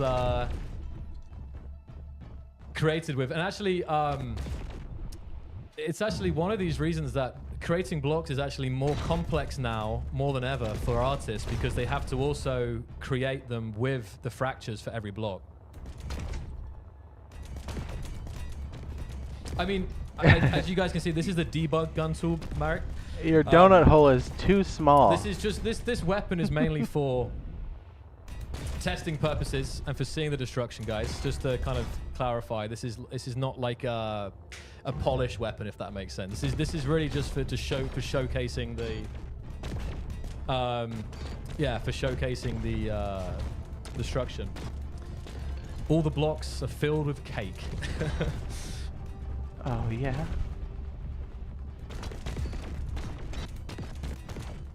Yeah, so we developed the gun first just to test the game. Then later we realized like we probably should make it part of the creative mode. You know, Yeah, so yeah, just for people to have fun with. Yeah. Fun with. It will not be part of survival, obviously. It's also like pretty much overpowered. Yeah. But we're actually investing quite a lot of effort to make it feel good. You know, so actually in next vertical slice, you will actually have a gun. You know, some kind of like laser gun in your hand. Yeah. There will be better sound effects for it. You will be able to destroy voxels, but it still is a debug gun. Yeah. So does that bring us to the end of the play session today, Marek? Yes. I hope people enjoyed. Yeah. Just like me. Yeah, it was so good. Nice. So it looks like this is going to drop January 27th, 2025 on Steam. It does look like it'll come out for PlayStation and Xbox afterwards. Like after, it looks like it has some more heady development and stuff. Kind of like the way it was originally. It kind of is built completely in early access, and then once it's out, then it kind of gets pushed. And it looks like they're going to try to push it all at the same time. But just remember, Sony doesn't have an early access, but Xbox does, so that could change. It looks like it's going to be, what, $29.99 for the base, and then the whole package I think is like $49.99 if you want to get the extra like bonuses, but you can always add those on later. So you can add it now on Steam. It will be available January 27th, 2025. And very exciting. So it looks like the initial piece is going to be this kind of thing here where it's creative mode. There won't be planets initially, and then as they kind of step through the early access, we're going to get things like planets, early access, blueprints, or not blueprints, I'm sorry, like the ability to move our, I guess it would be blueprints, right? Like the mod.io stuff, and then the water planets coming a bit later. So 2025 is going to be loaded with this. So this looks amazing. The gameplay looks absolutely fantastic. I can't wait to get my hands on this. I was hoping it would drop today, but hey, it does make sense. It's the holiday. That would be kind of crazy to drop something like this. So yeah, hopefully we'll see you guys in Space Engineers 1 and 2 as this starts to head out. And in general, the ray tracing and global illumination, I think people could see it like everywhere, basically. Everywhere you look. And what I like about VRH3 and Space Engineers 2 is that almost like every frame is a picture. You know, like they have this saying in cinematography that like some movies they really try to make in a way that every frame in that movie is a masterpiece or is like a picture that you can hang on a wall. I feel the same, or I want the same for Space Engineers too. I think one of the first competitions we do will be a screenshot competition. Sorry, Yes. I cut you off there. Will be a screenshot competition because there's so many beautiful locations. Marek, could you just quickly do let's imagine that the Reds have taken over this green station. Could you just replace the green station with red again with the paint tool? So the undo? Wow. Yeah, just to me. show, like, this is super satisfying, guys. But when I was playing, that you can, you know, just, well, I guess find some green, I guess. I can replace the whole. No. Oh, Yeah. No, just do the middle Just mouse the button one. on the green, I think. It'll probably calculate a second here.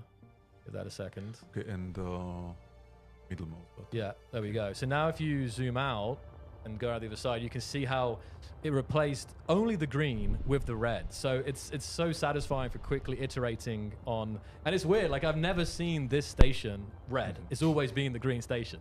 So that was something that I really enjoyed. So, let's see there. Okay. Yeah, I see that. I see the hype right there. I knew you guys would love the replace. Yep. So It's just beautiful. yeah, And all the reflections, lights, shadows, everything. It's beautiful. yeah. When you're in asteroids, there's a lot of. Maybe one last. Let's focus a little bit more on the asteroids. So. Tessellation, so all these little details that you see here, you know, are like real geometry, not just some fake lighting. And what we also did is we call it voxel ambient occlusion. So in the distance, you can see these white areas on the voxels, on the asteroids, that are kind of like enhancing the geometrical shape, you know, and then it feels better. And actually, the geometry and the feeling, the geometry, that was always, even from the beginning, like, priority for me. Because I knew that when you are building an engineering and building game, you want people to actually feel the shape and the geometry of everything. So that's what's also driving the art style, that, you know, the lighting, the shadows, and the color choices, they all need to enhance the feeling of the geometry. No, 100%, 100%. And I think that the team have done a magnificent job. Marek, it's coming up too much. Marek, the players are asking about the cable on the engineer's waist. Yeah. Is there anything you can say about that? I can. I mean, I saw the comments. Yeah. There was just too many. There was. The cable is just the cable. Just the cable. There is no real functionality to it. For now. Who knows? You know. But yeah, Until somebody else puts it in. It was the chat was full of cable mention, even when the stream was starting. So, but it's very nice to see the cable. There's like physics in the cable, right? When it lands like that. So, can we get a couple more of the landing, Marek, in the third person to see the animations there? I think we can move on for now. Even though I'm sure you guys would love to see more. But there we go, landing. Bent knees. There we go. That's good.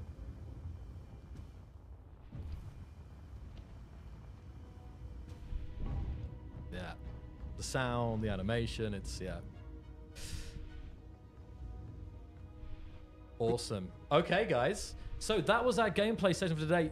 Obviously, you can expect some more gameplay coming very soon. I cannot wait to share more with you guys. It's gonna be really good. And we're gonna, a bit of final destruction then, Marek. There we go. Good, thank you. Okay. Yeah, So, good. Thank you. we're now going to, I'm going to come back here for a second. And we're back. We're back in the That was nice to see the gameplay, honestly. In the real world. real world, exactly. Wait, so that's I'm not- gonna turn this down, and I'm going to put this It's not up. the real world back there? And I think now we're going to introduce our first guest. Is that right, Marek? Yes. I mean, actually, I'll just, before we carry on, I'm just going to get mouse and keyboard back. Okay, I'm going to ask again, guys. I also a question for the chat. I always like seeing, can you let us know, where are you viewing from today? Let's see how diverse On the toilet. the viewers out there, all 10,000 of you guys. I'm really curious. It's like, who we got representing? Who? Okay. All right. So I'm going to just exit. Oh, that's okay actually. This is fine. I'll just exit the main menu. Okay. Great. I'm going to scroll down and see. We are first going to introduce Carol.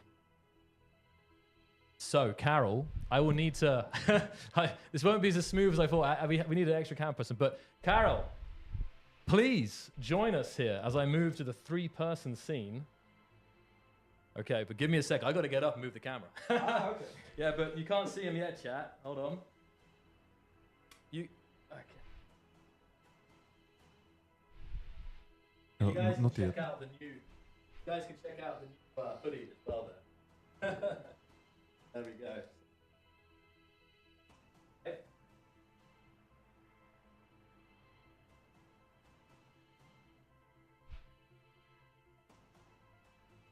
Right. So.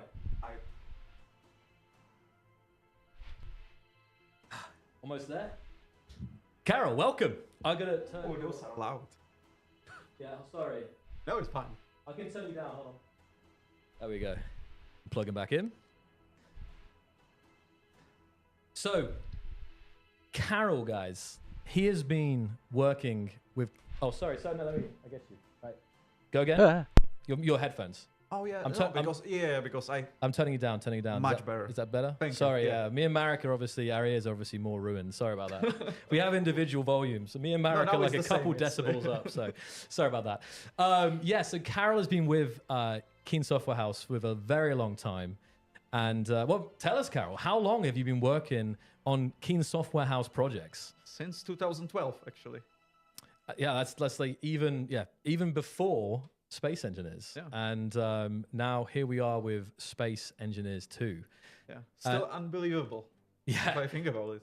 And I actually, we have a thing here about playing some of the tracks, but we have been listening to these fantastic tracks throughout the stream here. So I think the stream has had some really good responses to the music. I've seen people like Epic. And it's really, really great to hear that. Yeah, thanks.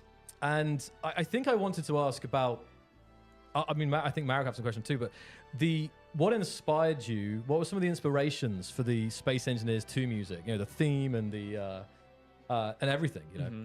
Actually, it was like similar to what was Marek already saying. It's kind of like I was trying to go back with the music and identify the core elements, and then kind of build it again from that point. So it's kind of it sounds similar in a way, but it fits to the new visuals. Yeah. Because it's like it cannot like let down the visuals that moved so much. So the original music, obviously, like the style that was in SE1 wouldn't fit anymore. And I think music has such it's such an important role in the game. Like we all know Space Engineers music, and it gives us this feeling. And again, this music right now, this is perfect. It's always at the right time. And it kind of is part of the circle that like gives you that emotions, those feelings when you're playing the game together with sound. And we're going to talk with Lukasz in a minute about sound as well. But it's it's stunning. It really, really is. Mm-hmm. And I know, Marek, you have some thoughts on music and Space Engineers in general. Yeah, I think music always adds the emotion that when you just have the visuals but no music, it's missing the emotion.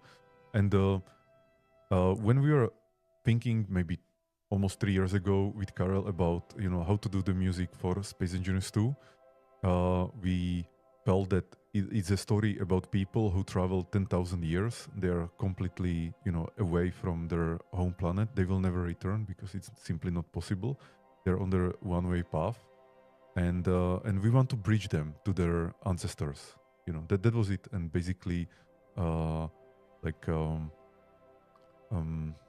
simple ideas, but kind of executed in a way that it fits to the gigantic scape of the story. Yeah. So like everything that all of us, we have, our ancestors, some heritage, and we look on, the music around us, like Eastern European music, or some, let's Nordic say, Nordic music, Oriental music, Slavic and we music. It's just try to move it to the future, and of course, make it epic, Yeah. because that's always about it, and also add some synthesizer or some more sci-fi instruments and elements. Yeah, we had I was trying to challenge myself as well, so I like, instead of relying on synthesizers, like there is the live orchestra, which is like a big step up in almost everything, but compared to SE1. But also I built from scratch my own hardware synthesizers, and then I was kind of like trying to fight with them to make like some sort of like a listenable sounds, and sometimes the result was like much better, and so I kept those elements, and like it enriches the space, the sound space of the music with like kind of like this improvisational aspect. Yeah, 100%. And I say, and you just mentioned, just going back there to the orchestra, I mentioned it earlier, and like this is a full orchestra. So how many, like, how large is this orchestra, right? Yes. Yes, yes. 80 plus players. Wow. So it will be Yeah. like. And you really, like, obviously, like electronic instruments. There's some great packs. There's ones that are really good, but it's still is on a real orchestra is still on another level. So Yeah. There is so much experience in between the players, because like each of them is playing since they were 6, 7, Yeah. and yeah, so it's like each of them brings their own heritage, their own mind, their own story to the music, and suddenly it's not like a matter of one person creating the music, but the sound is comprised of like 80 different, enriched by 80 different people. Yeah. And yeah, I see people like, damn, an 80-piece orchestra, awesome. And I was going to ask about I think players will see a little bit more of behind the scenes of this as well in the coming weeks and months, right? I'm not sure if we can say anything about that right now, Marek, or yeah. So there's in January there's going to be a recording session, and I think we'll have a lot of versatility beatbox. Carol's going to be there, and they're going to be filming the recording, the playing of the tracks that he's written for Space Engineers 2, and this will be so you guys will see this behind the scene footage at some point, which is going to be really, really awesome, I think. So stay tuned for a nice vlog coming soon on that. And of course, you can find all the tracks in the Pioneer Edition. This is also the biggest point of the Pioneer Edition right now. Is this how many tracks again are there in the 34? 34. There we go. But we'll be adding more. Yeah. That's the thing, that like always what we are doing is that we are adding things like kind of backwards. So with Karel we already discussed like many more tracks, and I think many more we'll figure out as the game develops. So even people who buy the Pioneer edition, they will get these updated tracks for free, of course. By the way, the other part of the Pioneer edition is the behind the scenes material. So there will be a book or PDF with the concept arts, some testing images that we have done during the development, and I think many interesting things will be there. Yeah, that's and again, as someone who's followed the game now internally for so long, there's some really very fascinating behind the scenes materials and concepts and images. So there's definitely going to be a treasure trove of content for you guys to kind of enjoy. So let me think here. We covered I haven't got the banner, but we saw the banner in the blog post. So this was, again, beautiful banner with Carol's signature. That was a cool touch there. Yeah, it was. Really cool.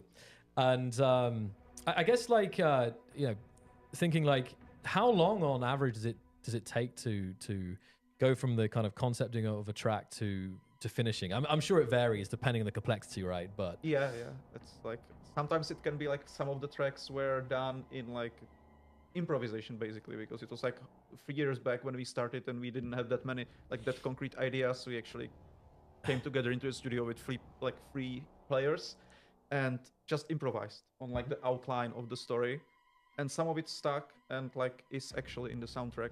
Some of it didn't, but that's the improvisation. So that was quick, because that was a matter of a few hours. But then there was like there was one theme I remember that was Marek really liked how it started, and then I was like, okay, but how I should extend it, because it had like 30 seconds and I was like, it should have an ending, but it took like so much time, like few days, to come up with like, I don't know, 5 notes. No, I bet it finish really it. is. Yeah, for sure. Yeah. Amazing. So, Carol, it has been a pleasure. So it's a short visit. We'll probably have to do a dedicated Carol stream. It's an honor to have him here, honestly. My pleasure. Any kind of final message to the space engineers community? You're here right now, Carol. So this is the moment. I hope you will enjoy the soundtrack and that you will not turn the music down in the menu. There you go. Keep that sound boosted up.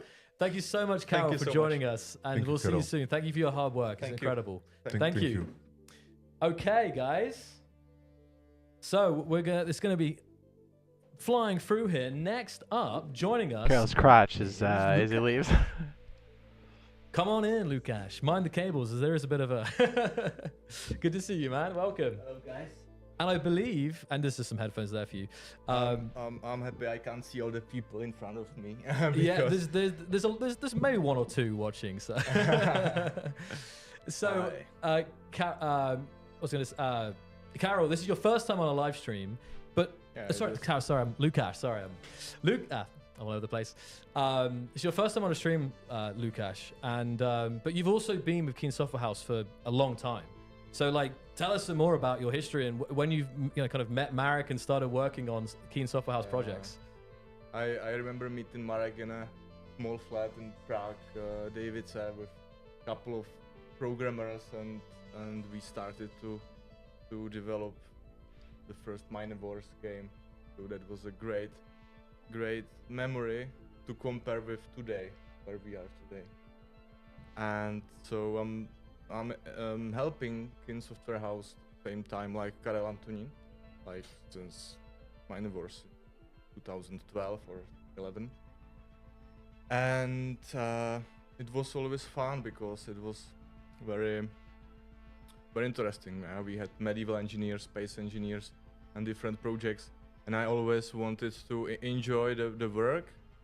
It was not like work just for money, but it was, my dream that came true, And do you have the snippets? The snippets are on the stream today, unfortunately. So I couldn't get the snippets on there. Okay, but we can cover them. But I know there's a lot of things to cover. So in the sense that we've been talking about sound just today, right? Yeah. And we can talk again about some of the historical sound. I think one of the ones was the realistic sound mode, right? This is something I know you wanted so to. I will be very, very brief. Yeah. At the realistic sound, you know how the space engineers sounds, but we were developing also the realistic mode that was inspired by the Gravity movie, and that's more realistic in the sense that in the vacuum you can't hear sound, so you can hear just the sounds that are connected to the grid you are connected to, and all the sounds are a bit different. They are more muffled, and it's a bit different experience. It's just through vibrations and things that you feel. Yeah, through it's the about suit. vibrations. Yeah. It's about low bassy sounds, and so it's great. I would say most players even don't know about this mode, but it is there. So and it's a lot of work for sure. One of the games, one of the hidden games. But I would say we will not put it into Space Engineers 2, because we will focus on the main mode. And but for example, for medieval engineers, maybe you remember all the wooden gear things and all the wooden stuff. So me and my friends, we created a real wooden gear just to have some model to record, because I couldn't get these sounds from internet or whatever. So and so something you had to create from scratch, and that's one of the fun things. I think obviously sound designers, you obviously do a lot with creating things electronically, but also creating real world objects and items and banging and doing all kinds of things so that you can create these unique things. It's amazing, honestly. And I know it just in today's playthrough, people were really commenting on how great the sound was. They said it was meaty, right? The sounds of the walking on the grid, the kind of crunchiness walking on the asteroids. So you guys are already hearing Lukash's work from that gameplay earlier, and I think players really kind of noticed that, as well as the visuals and the features and stuff. Was like, wow, that sound is super nice. So you did a fantastic job on that for sure, man. Yeah, but it's also our co-creation with Marek, who is basically director of the sound design. So we are co-creating together and developing the sound. We were just kicked off, so stay tuned to all the new details, all the new sounds that we plan to do, and also, you know, as you said before, like my style to work is to use all the possibilities we have. Yeah, we can record something, we can design something. So that's. And talking about what you're working on, I know we're not talking too much about future vertical slices, but I wanted to talk a little bit, just briefly, if you can, about water sound design. Yeah. Because obviously that, I mean, maybe you can't say too much right now, but again, this is going to be something, you know, challenging, right? Like, I'm not sure if maybe Marek has something on this. Well, I think we didn't start, you know, working on the water sound design yet. Planning ahead. Yeah. But because we're really like absolutely focused just on the creative. Of course. Now we will be super focused on planets and survival. And but I'm sure we will figure out something unique, because with the sound we always wanted to make you feel the environment and maybe even some emotions.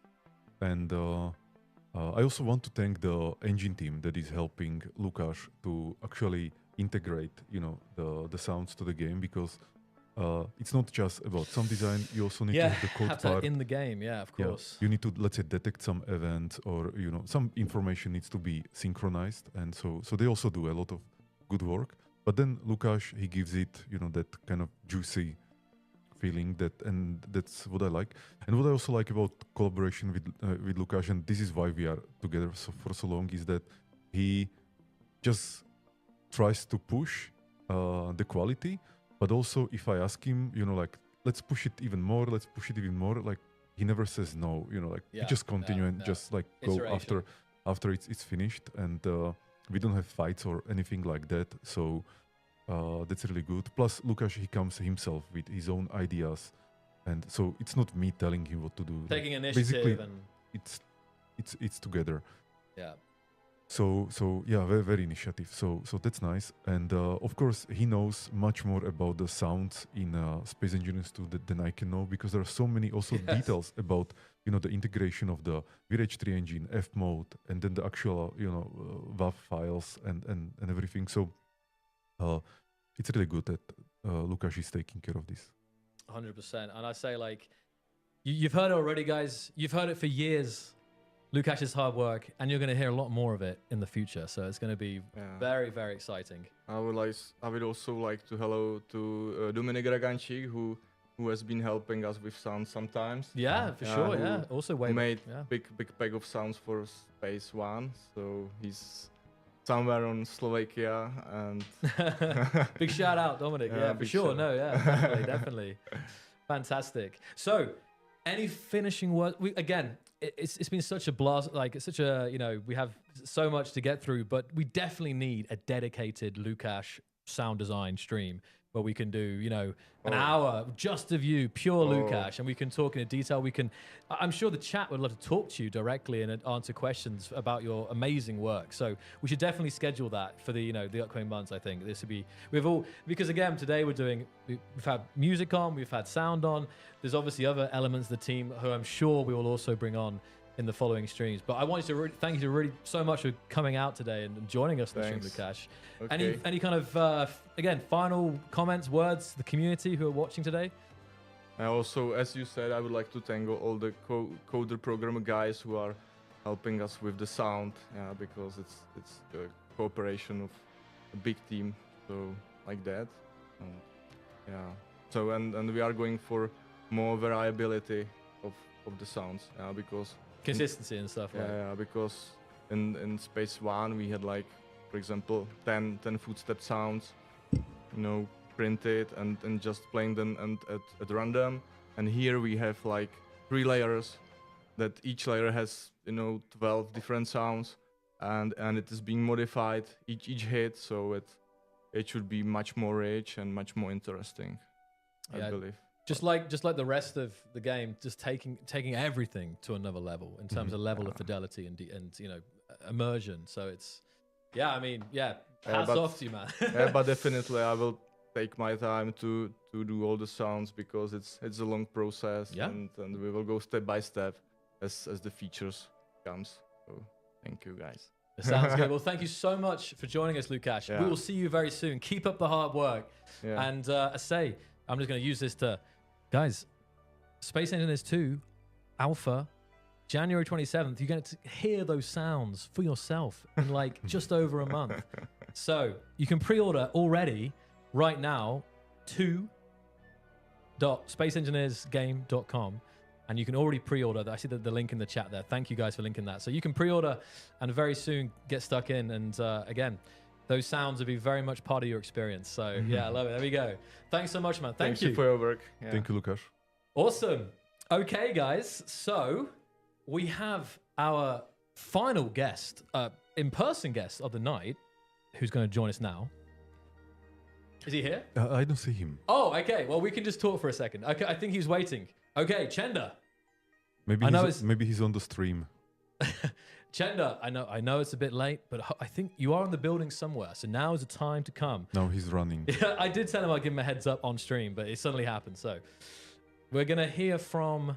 Oh, he's coming up the stairs. He's coming. I'm going to put his name up. There we go. And there will be some Q&A as well, guys. Don't worry as well. Yes, join us, Chenda. Come. Welcoming Jan Chlosek, Technical Director. Is it V-Rage 3 Technical Director here? Or is it Space Engineers 2 Technical Director? Or both? Yeah, I would say Space Engineers 2. You have headphones there as well, man. All the teams. Or like technical. Hello, guys. Where is the camera? Yeah, here. And of course, I'm going to scroll down to our section with you here. Here we go. And if this is render, we have a whole section for you. Here we go. So, did it take long before I got here? Because on my stream there was quite a big delay, you know. No, it was actually really quick. No, really? It actually happened. I was surprised how quick you were coming. We thought you were like on the stream. I still saw Lukasz talking, and I came in, and he was sitting there. It was like, wow. That's it. That was good What's timing. No, happening? it was good timing. Okay. We need more chairs. Yeah. But obviously, Chenda, we got to say, this is the day. This is the day that we've all been waiting for. That you and your team have been working so hard on for years now. So I just want to first ask, how do you feel to be announcing Alpha of Space Engineers 2 coming next month? It is a big thing, definitely.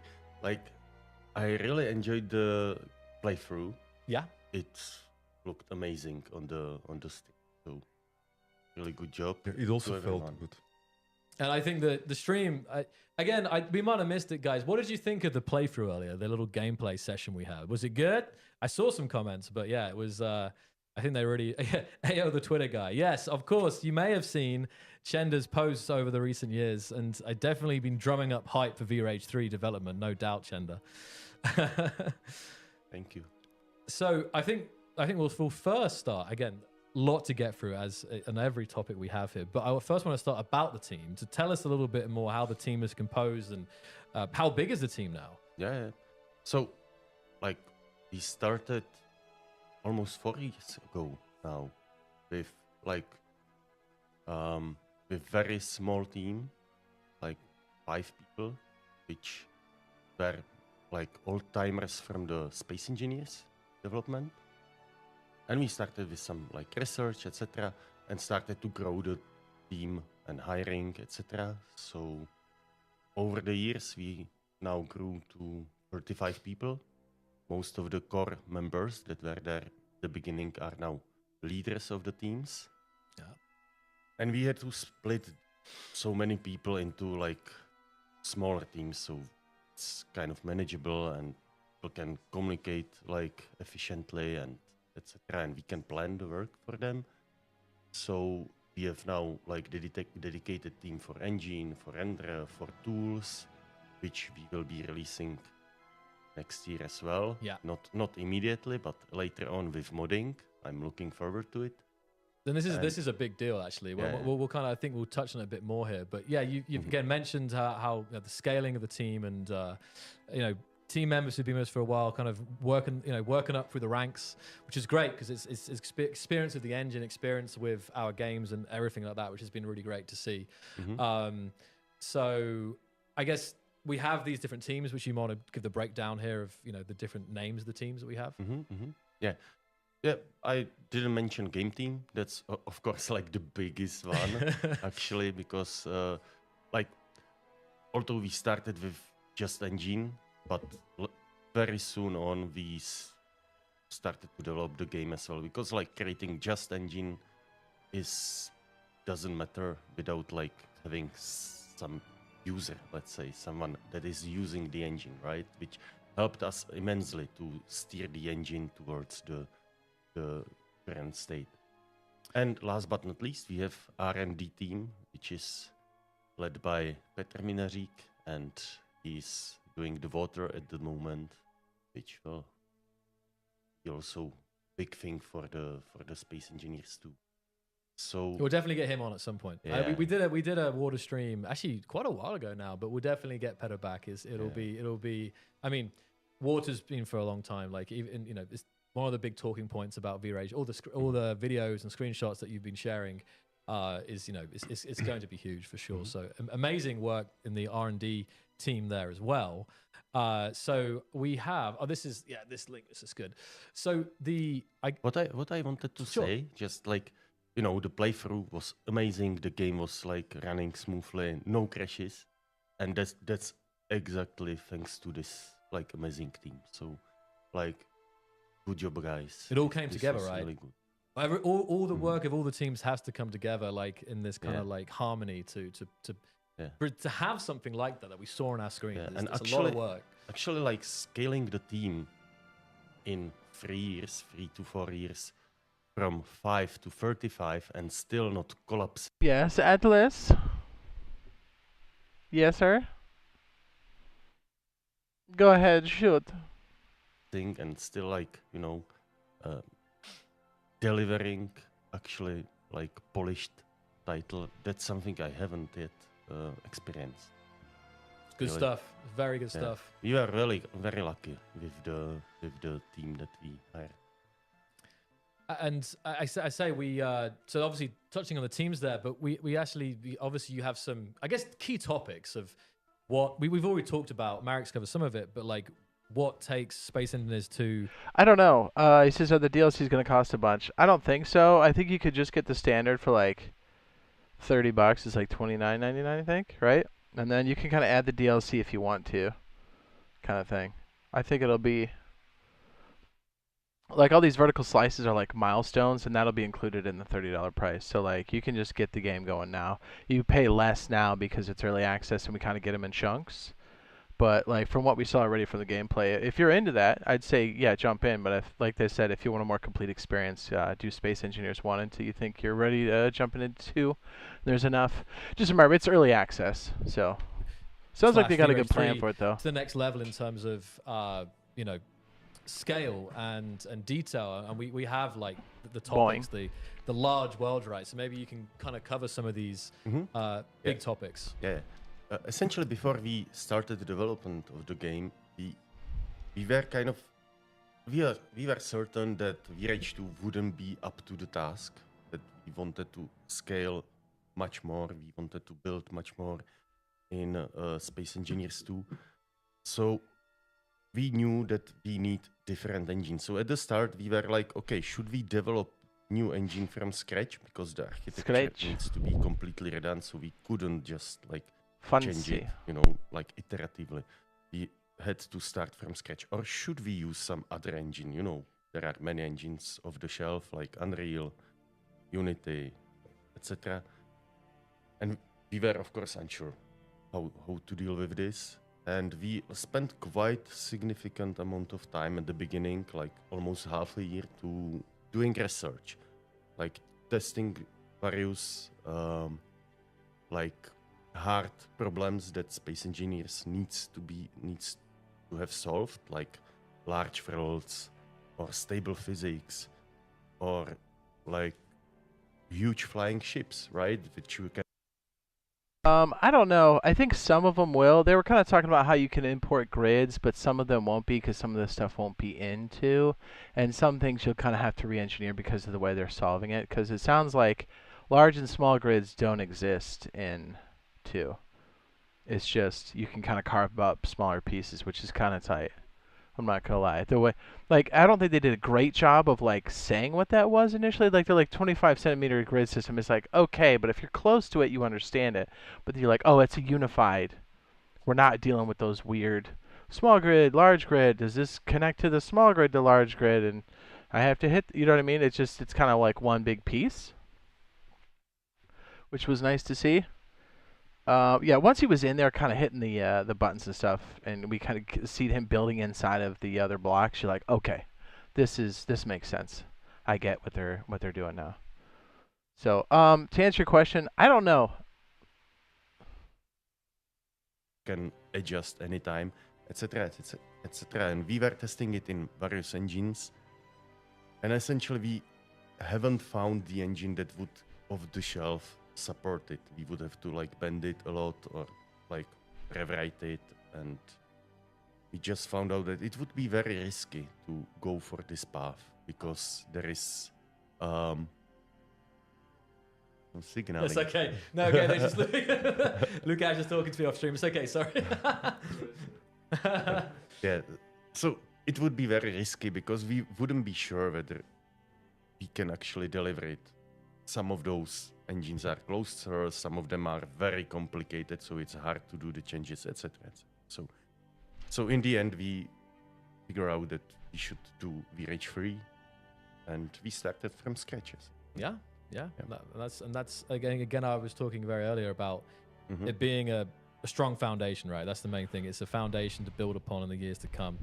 And this process of reviewing all the different engines out there, like it took, it went on for quite a while. It's good that they did that route, though. You know what I mean? Hey, we should probably just focus on VRage. Because sometimes it makes sense. Yeah, it is. It is. Yeah. And like, of course, we weren't just testing the engines, like the game engines, but we were also looking into like example physics libraries or AI libraries, whatever can we kind of use to combine into the final engine. And one of the tests we were doing, like we were checking all the physics libraries that are out there, and like people were asking about rotors and pistons, right? Yeah. That's a big thing in space engineers, having stable physics and being able to build really complicated contraptions and which don't clank ideally, right? Yeah. So that was one of the like things that we were doing. John, maybe can you play the Havoc test? Let's see. So this is one of the tests that we did in. Okay, give me a second. I can do it. I didn't have it here. But no problem. Let's see. We essentially created like stress test in Unreal, but using the newest Havoc, because Space Engineers 1 are using like Havoc 2012, and we wanted to check where the Havoc kind of developed over the years, right? 10 years later. Okay, is it? No, I haven't got it in the box here, but you guys can see. I'll just I'll just leave it on the screen a second for you guys to see what we're talking about. I had to drag that on so they can see that playing. And there. so we created some like various like contraptions with high mass differences and problematic parts that were in SE kind of not stable, wiggling a little or not. Drills? What? And in the end, we found out that the Havoc 2020 is amazing stability of the physics, so we chose that for the final game. And like you can see it, of course, so you will be able to see it already in the Vertical Slice 1 in Creative, but without rotors and pistons. That will come later. Yeah. Not yet planned when. So obviously a huge part of these mechanical blocks, obviously a big part in terms of seeing some of the craziest and most amazing creations that we've seen. So we again feel free to if there's a topic here that you want to hit first, but Obviously, we touched on modding as well, and you know, what can you give us like a preview of what these tools might look like and what it could open up for the modding ecosystem? Yeah, like Space Engineers are for us quite a benchmark because it was heavily modded game, and it was also quite easy to mod. Like in terms of like very simple data structures that players could like edit and add and adjust, and it was quite understandable how to do it. So it was our starting point. Of course, we want to do better. We want to do it as well understandable and simple, but also give players tools to do it. So in Space Engineers, you had to do it through Notepad, for example. Yeah. Right? Now you will have editor where you can kind of have tooltips, which will give you further informations about various properties, etc., that you can be changing. And you can go even further. In SE, you could just create a new block or change a block. And here we can, or actually you could just create new blocks, right? And here you can take some vanilla block and just adjust it. And then you will load the world with this mod, having all the blocks there adjusted as you did. So not just adding new blocks. And that's, we call it partial override, which means you will take existing data, override them, and you can even like chain mods. So you can build upon other mods and adjust whatever data they have there, which I think will be pretty powerful tool. No, I mean, definitely. I mean, I think, you know, modding has been a huge part of Space Engineers 1 and the ecosystem. But I think, I keep saying it, we keep saying it, but I think modding also will be on another level when it comes to this game. You know, it's going to be very, very cool. And the tools to support that will also be on another level. So very exciting stuff, and that will come with time. And we are of course dog fooding this. So the editor is used for internal development. You will get the same editor that we are using for developing the game. So it's kind of very important to us so the editor is as like polished or you have good user experience, because essentially we can develop the game more efficiently. Yeah. Super. It's going to be good. It's going to be really good. Yeah. Let's see here. And maybe sure. Yeah. One last thing. Just, I think Marek already mentioned it, but first update, the modding update will be about data modding, not scripting. Scripting will come later with the survival update, I believe. So first you will get the modding where you can create new block or adjust existing block, create skybox and various data driven adjusting any data in the game essentially, or voxels. But the scripting will come later with survival update. Yeah, there you go. That probably will answer some questions as well there. Do we want to hit the roadmap? Does it kind of approach? Yeah. So essentially, from the beginning, with the development, we created a plan how we want to develop the game, what features we want to have, and we kind of structured it into roadmaps, so it's clear when we will be done and what will be done, and that's like very important part here. Of course, we are adjusting after every milestone. We adjust like what went right, what went wrong, adjust the roadmap a little, but kind of we have a plan, and thanks to that, you can also see now some future plan, which we never did before. We kind of get into this rhythm of milestones where we can deliver them in some specific time, and now we can also have public roadmap, which is, I think, that really is a good. big deal. I know, and players have been really asking for us to have this more, greater transparency in terms of having something that they can roughly see what's maybe not necessarily exactly when, but the order at which, Yeah, so. It's important not to put dates there, because because that's like dangerous. date slip Yeah. that happens, And unfortunately. they need a slip sometimes, you know. If you just hit it for the date, for the sake of the date, then you know bad things could happen. So, yeah, we hit the cycle here, and yeah, I think this is good here. So we have about the. I think if in general, if you want to choose things that you want to cover from this, I think agenda. what I can just touch on, but Mark talked about it quite a lot about like new features of the engine and data or what we are. I will just touch on essentially the reason why we create a new engine is to have new architecture to support like much larger scale worlds. Although the architecture is there, it's working well. We are just getting started. Like it's definitely there is long road ahead. We don't have all the pieces in. It's like you can imagine it like Lego. Like we will be building on top of it. Yes. And for example, Legos. we have like data-oriented that's a big approach, point. which is a big thing where we essentially can process data much faster and process much more blocks, etc. It helps us. And it's scalable as well, right? That's the. And in the future, it will be scalable. Not now. Okay. Because like we don't have it parallelized yet. Right. So that will come in some of the future updates where you suddenly have like bigger wallets.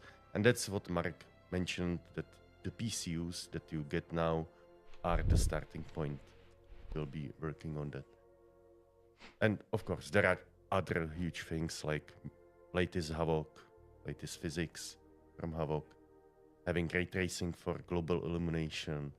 We have like DirectX 12 renderer, like completely written from scratch, which has GPU-driven pipeline. Essentially, all the processing of the rendering is not running on the CPU. So we freed all the threads that were culling and instancing, etc., on the CPU in Space Engineers. And they will be in the future free to do actual processing of blocks or, scripts, whatever will be running there. So that's, for me, also a huge thing. It's an investment, essentially. I just thinking I think there was a question maybe, and I think you answered it here actually. Is there anything that's from the renderer which is being carried over? A few things. Yeah. Post-processing, for example, the tone mapping, eye adaptation, bloom. Those are like essentially same as in Space Engineers. And that's maybe it for the rendering. Yeah. We also brought over in the engine voxels. Okay. Or as a starting point, but they were heavily rewritten. Oh, of course. Lots of improvements. They look so much better. Yeah, of course, they look better. But especially planets, there were so many changes that it's almost like different piece of code.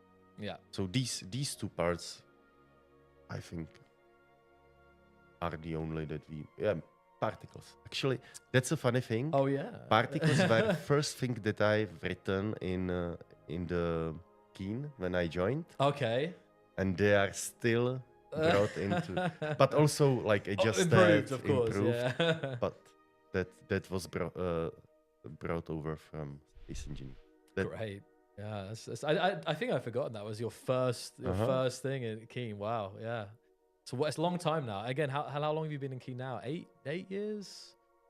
Yeah, that's 8 years. Yeah. It's been a wild journey for sure. Yeah. Thank you, Chendo, for everything. I think without you, Phase 2 and the MVRH 3 wouldn't exist, to be honest. So thanks for being such a good tech director. Thank you, Marek.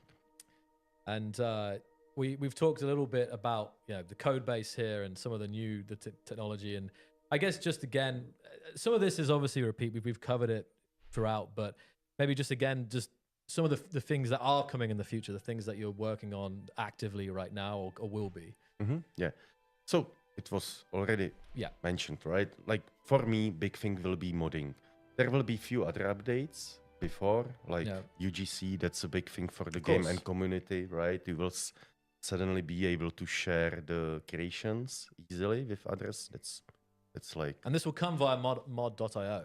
Yes, we are deliberately choosing mod.io because in Space Engineers originally it was Steam Workshop, which Right. is great. Like I love Steam Workshop, We all do. Yeah. but it's not on all platforms. Like if we want to in the future go to consoles, there is no Steam Workshop. So in Space Engineers there was this like complication always. You had split to between. split between communities where you had to upload to two like mod.io and Steamworks, and it was kind of like complication. So we wanted to simplify it for the players to use just the mod.io.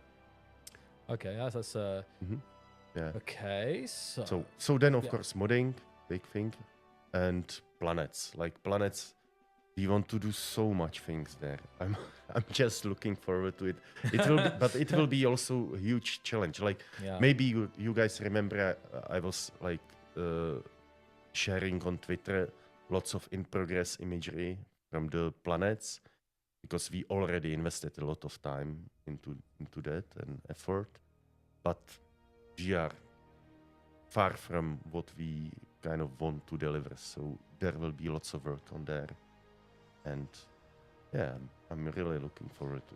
Yeah, I mean, look beautiful. Some of the teasers, and there was some in the blog post, like the shots that come out of the planets are incredible. And you've been sharing these, and the planets with the water, the different environments. It's really, really stunning. I have a question here. I saw asked. It's a dangerous question, but will Clang return?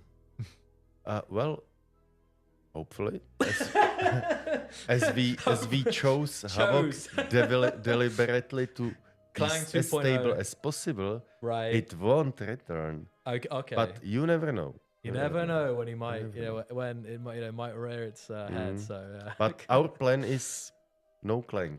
Oh, plan is no Clang. Yeah. Okay, so Clang is dead. Long live Clang, 2.0. Well, we'll see. The plan is not in the roadmap, so we will see how it will. Right, yeah. It doesn't have Clang in the roadmap itself. No, definitely not. Okay, so that's a question that I did see come up here. So, I guess we covered a lot here, but just to cover, I guess, just talking a little bit about the biggest challenges. I mean, maybe they're probably what the things we already talked about. The biggest challenges of Space Engineers 2 development and how the team kind of overcame those. Mm-hmm. If you can say the biggest, I guess there's probably been a lot. So, like, what was the biggest challenge was probably like polishing the game into the state that it's here, because we kind of were all the time almost done. But now the final stretch in the last half a year where the things started to click. Like, guys, if you would see the game half a year ago, that's completely different story. I know. Like, Yeah. It's unimaginable how it transformed in the last half Really year, came so. together. No, I mean, I've obviously myself and others at Keen have been following along, and I honestly, when it was first said, like, hey, we're gonna launch in January 2025, I was like, wait, really? Because we obviously were planning, just because it happened so quick. Suddenly, everything came together, and it was like, wow, this is a beautiful, stunning game that's already takes so many elements to a whole nother level. It's amazing, and we saw that culmination in that gameplay session. I really think it was. I have to admit, it did go very well. Actually, I knew it was going to be good, but it was a good job, Marek, on the play session. Yeah, I'm a good gamer. He's a pro gamer, MLG and all that. Exactly. Yeah. Nah, it's I've just actually share, got one. dog. This is probably too loud. I have a button here for this, but it's probably too loud. Maybe. There we go. We have the new stream setup here, so we have like, yeah, go Marek. You haven't used it. I know, because I was trying to keep things very professional, but in the future Keen streams, you can imagine, like, hey, what's going on, gamers? Yeah. So anyway, next time. Anyway, let's bring it back down. Okay, so so that was something that, and then again, it's some of the next challenges, but I think it kind of is all these things that are coming, right? Like the planets. There's so many challenges still to overcome. So yeah, and multiplayer will come at some point. I'm looking forward to that. Like this time around, we prepared ourselves in the architecture already. So our code is actually split into server parts and client parts. it's no longer like mix where we just conditionally check if it's client or if it's server. So I'm very much looking forward how this will pan out. Even in single player, even in the game that you will be playing now in the creative, there is actually server scene and client scene, and there is replication in between already. So it's kind of like ready for multiplayer, like in the whole architecture level. So adding the networking layer and making the multiplayer run well will be really something I'm looking forward. The architecture will pay off. And I know that's going to be something that people are going to be very hotly anticipating for sure. It's always a big part of this. Again, the space engineers ecosystem right now is fun with friends, right? So that's obviously going to be very important. But like all the vertical slices, very important to get right. That's the main thing. And it's like, sure, you can throw together something, but the idea, I'm just again reinforcing here the development strategy, guys, is that the vertical slices, these areas will be, the vertical slices are polished, and once they're polished, then they're kind of launched, rather than something that's half baked or something like that the team isn't happy or proud of, right? That's the key thing here. So we will definitely focus on always one thing at a time, survival planets or multiplayer, and or one or two things, let's say, and deliver the polished experience when it's ready. Yeah, for sure. So I think again, because obviously we are over time by just a little bit here, but we do want to definitely just address some final questions, and you can stay for this, Chenda. We're gonna bring in our final guest, who's going to join us virtually here. So let me just do that. I hope just giving the signal to the virtual guest to join the link that we had earlier. Let me have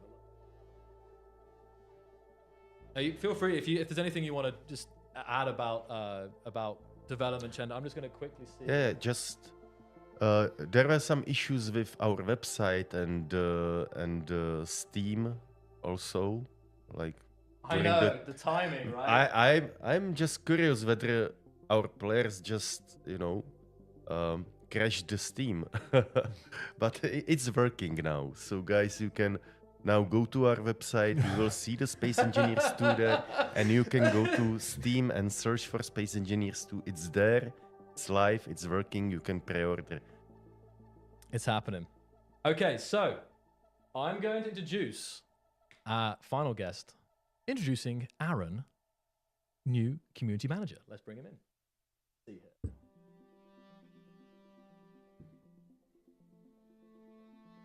You don't see him. Give me a second.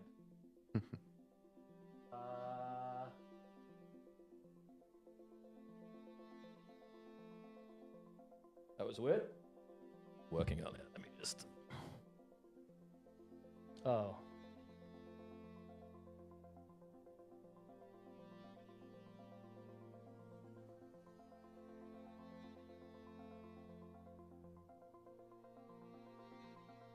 Oh, there we go.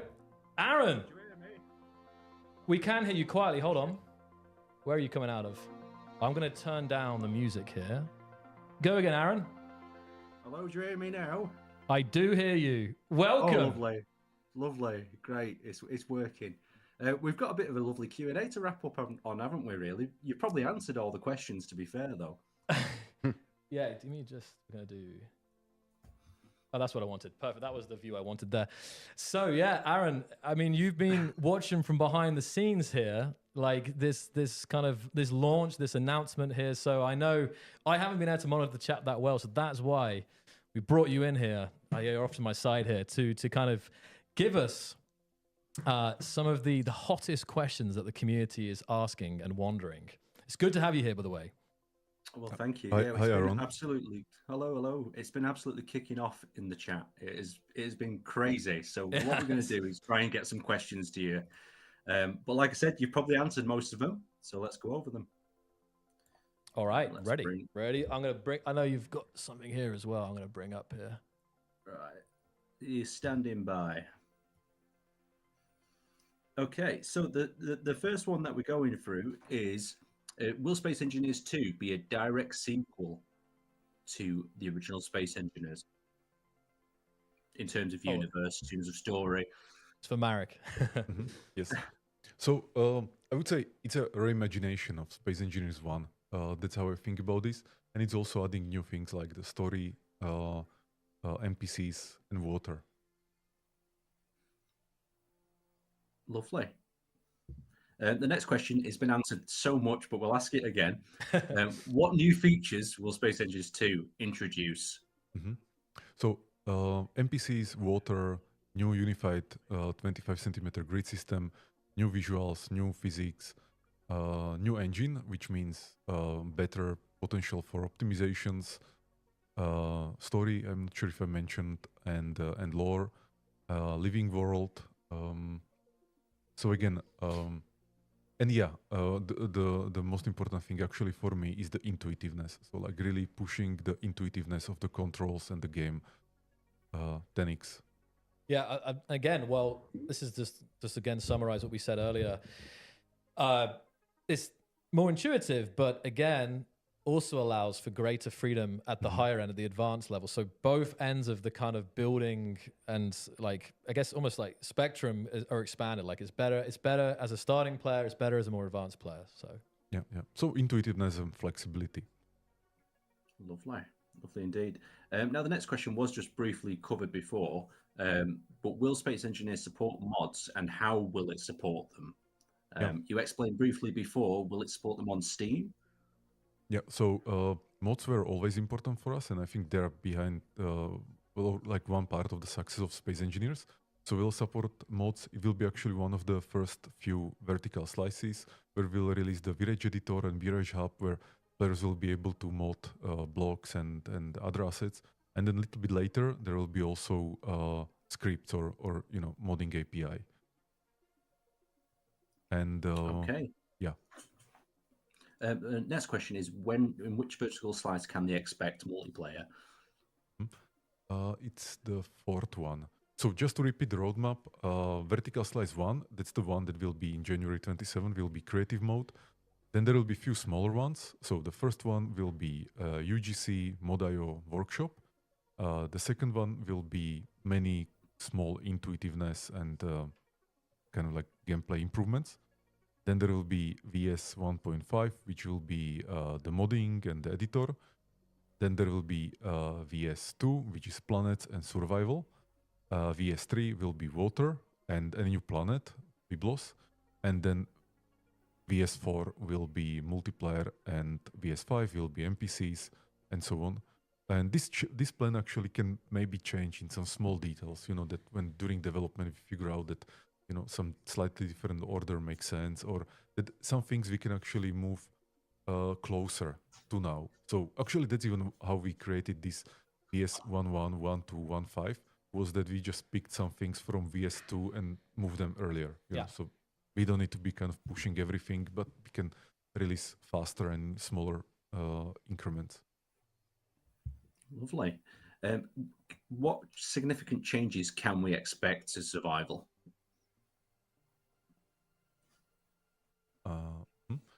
So I mentioned the backpack building and the projection building. Other than that, there is also like better focus on projection and game loop. So basically making sure that the game has some goals, and you can be progressing somewhere and going after something. And going back to backpack building, the idea is that you are mining resources, your backpack can process them, and you can directly build. You don't need to go through the complex and slow refining and assembling loop, but you can do it directly just with your backpack. So I personally am looking forward to this. When we were playtesting it 6 months ago, basically before we started to work on VS1, like directly on VS1, we were finishing one of the milestones, which was the survival. So we already have some prototype of this backpack building, and for me it was like a wow moment. It was I just mined and I'm building here something, And the other thing is the projection building. So you build a projection, like very similarly to how you build in creative mode. You don't need resources. It's just a projection in front of you. You can use symmetry mode and you will probably be able to use undo, redo and these kind of things. And then you just come there and weld it. And again, it's different experience in my opinion. than having to weld, like having to like spend time to get the resources, process them, then actually remember what components you need for what block and so on. So backpack building and projection building will make this much more easier, but at the same time, the flexibility will be there, the same or actually much higher. So, for example, backpack building will be slower, right, for the start of the game. Well, less If efficient. you want to less efficient, so if you want to build like big, you will probably need refineries, assemblers, and also blocks. As you will be progressing, you will get access to like more advanced blocks, and at some point they will need components that cannot be created in the backpack. You need refinery, and actually there is a whole plan for like different kinds of refining, like smelter block and so on. Yeah. And what I really like is the projection building, because essentially you can plan ahead what you are building, right? Yeah. Like in Space Engineers, you could use the projection. projector, yeah. But it's this different thing, right? But you would have to prepare it in creative mode, save it as a blueprint, then go to the. But here you can directly build the projection, which is like just awesome thing. Yeah. I really love it. Another kind of gamification thing is that you actually see what you are welding. You see the end goal because you see the projection. So maybe you can even see like how many blocks you are still missing from being welded. And so I think it's good, especially for people, because people like to see the goal, to be tangible, not just something abstract, but you like to see your goal. So I think projection building will help with this too. Awesome. Are we ready for another question? Yes. Right. So the next one is, you mentioned briefly before that there'd be more of a focus on AI and NPCs in Space Engineers 2. Could you go into that in a bit more detail? Yeah, so AI NPCs, human NPCs, that live in some stations. They have their routines, they do their thing. Or let's say you will encounter some ship somewhere, there will be people inside that you have to fight with, and so on. So we actually already did a lot of prototypes on the AI NPCs in Village 3 two years ago.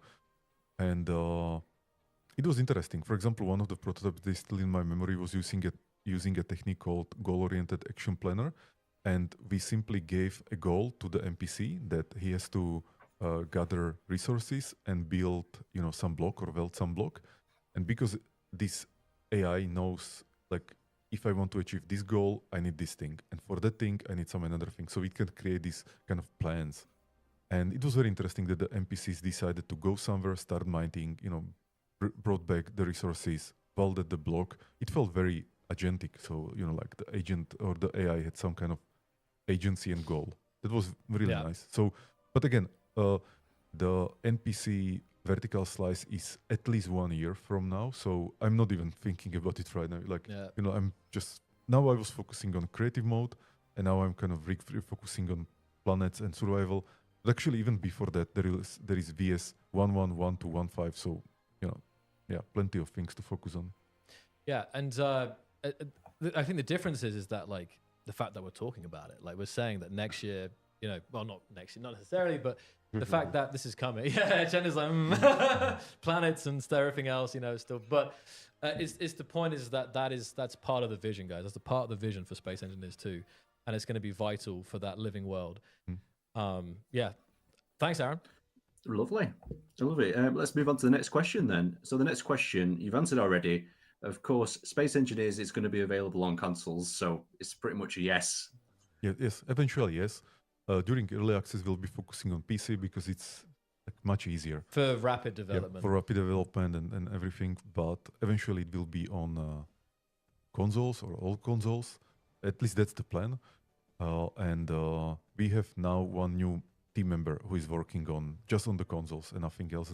And he's very experienced senior programmer with like console development experience. So I think that will help. Right, lovely. The next question that we've got for you, we're only going to do 2 more if that's all right, because we are getting close to the sort of time limit. So how will Space Engineers 2 improve in performance in terms when it comes with larger builds? Maybe Chendo can answer. Yes. So as I said, like we kind of started with data oriented and parallelization, etc. But we are not yet there. So it will gradually roll out during like future vertical slices. With each, want to like improve the performance further, and I think we'll get to much higher performance than SE. Even now, we are already kind of on par. In some things better, but at least we are the same. And going forward, we want to leverage the new architecture much more. Bigger builds. Cool. Right, and then that brings me to kind of my final question. When can we expect Space Engineers 2 to be released? I mean, I think you mean out of early access.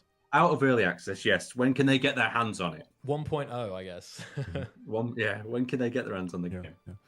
Like we don't want to, commit to any date or anything like that. But I would say, like roughly speaking, 3 years. Give or take 2 years. So that's that. Basically, we want to deliver what we believe is the complete experience, and then we can start like building upon it, but we want to get to this complete experience that is the core of Space Engineers 2 as fast as we can, without, let's say, adding unnecessary features. That's what I want to say, or like side questing to some unnecessarily things and so on. So we really want to like super focus on what is making Space Engineers 2, and we want to get there as fast as possible. I think maybe we can get there in 3 years, maybe 4, maybe 5. I don't think it will be more than that. And then we'll, of course, keep continuing supporting the game and adding some completely new features that we haven't even discussed here. Yeah, definitely. Yeah. As fast as possible, but polished. Yeah, right? Polished. That's very important. Not feature rich, like not going wide, but really. Yeah. And I feel like it will kind of come back to what we said at the very beginning about who this alpha is for. And I think some players will probably choose to join us later down the road when there's more features, maybe even out of early access. I know there's plenty of people who decide they don't want to buy early access, which is fine. Mm-hmm. I think, how did you word it earlier, Marek? That this is to join us on this journey to make this game amazing for you, together with the community and pioneers, I guess, right? I think that's what it is. Yeah. And I think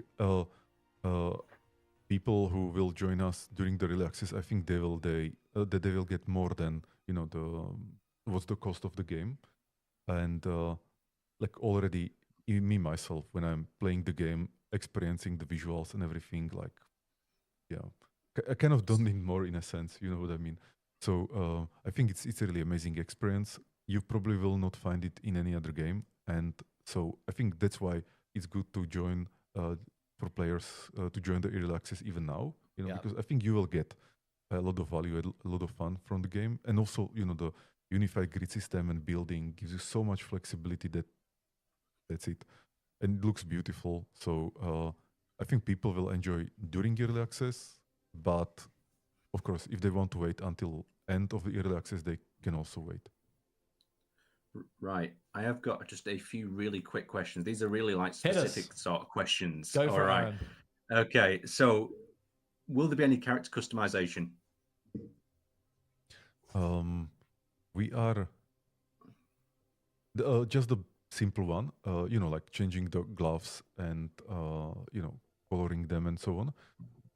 Very similar to what we had in Space One, but not character customization, like changing the face and those kind of things. We're not planning that. Not in the in this core experience. Maybe we'll expand it later. Sometime like very very later in the future. But right now, we think this is not necessary for the core experience of Space Engineers. So like why should we defocus on it right now? Mm-hmm. There's a lot of questions from the community that are like very specific to things that they really want to do. So that's what I'm kind of tuning into at the moment. Another one of these would be: is there any thoughts of putting cameras on actual screens? Like so you could output a view of a camera onto one of your LCDs. Like there is no plan, but can happen in the future. But I don't think it's part of the core experience. It's possible, just not not something we want to focus on now. Okay. Well, another really interesting one is painting one side of a block. Will that ever be possible, you think? Painting one facing, one face. Yeah. Yeah, we were considering it. It's like definitely like sounds cool. On the other hand, it can complicate things whenever you have, for example, functional blocks which are not just, cubes, Yeah. and suddenly it starts to be what is actually considered to be a side, what is not, and it's a complicated shape. So for now, I don't think it will be a thing. Okay, quickly whipping into another question then. There's a lot of questions around air tightness. Is something you've explored? Well, air tightness will be definitely a thing. We need it even for water, right? Yeah. To know when there is buoyancy and all that good stuff. Yeah. So, actually, regarding air tightness, a couple months ago, we had like very nice brainstormings between programmers and artists and really good ideas how to make sure that the airtight blocks really look airtight and there are not even like centimeter gaps or anything like that. So basically now when something is airtight, there is no gap, and when there is no gap, it also means it's airtight. So it's very easy. You will see it also on the red ship, like around the glasses in the cockpit room and everywhere. And remember that this time it's 25 centimeter grade where you can build really quite complex things, right? And seal it with small blocks, and then it's actually airtight. So essentially what you see is what you get, airtightness. And another thing that we were quite a lot discussing is how to tell people where it's leaking, right? That's kind of a hard thing. Leak detector. Yeah. Yeah, especially in a massive ship, and you just know that it's like, it's starting to take on water, but you have no idea where. It's got to be a thing for sure.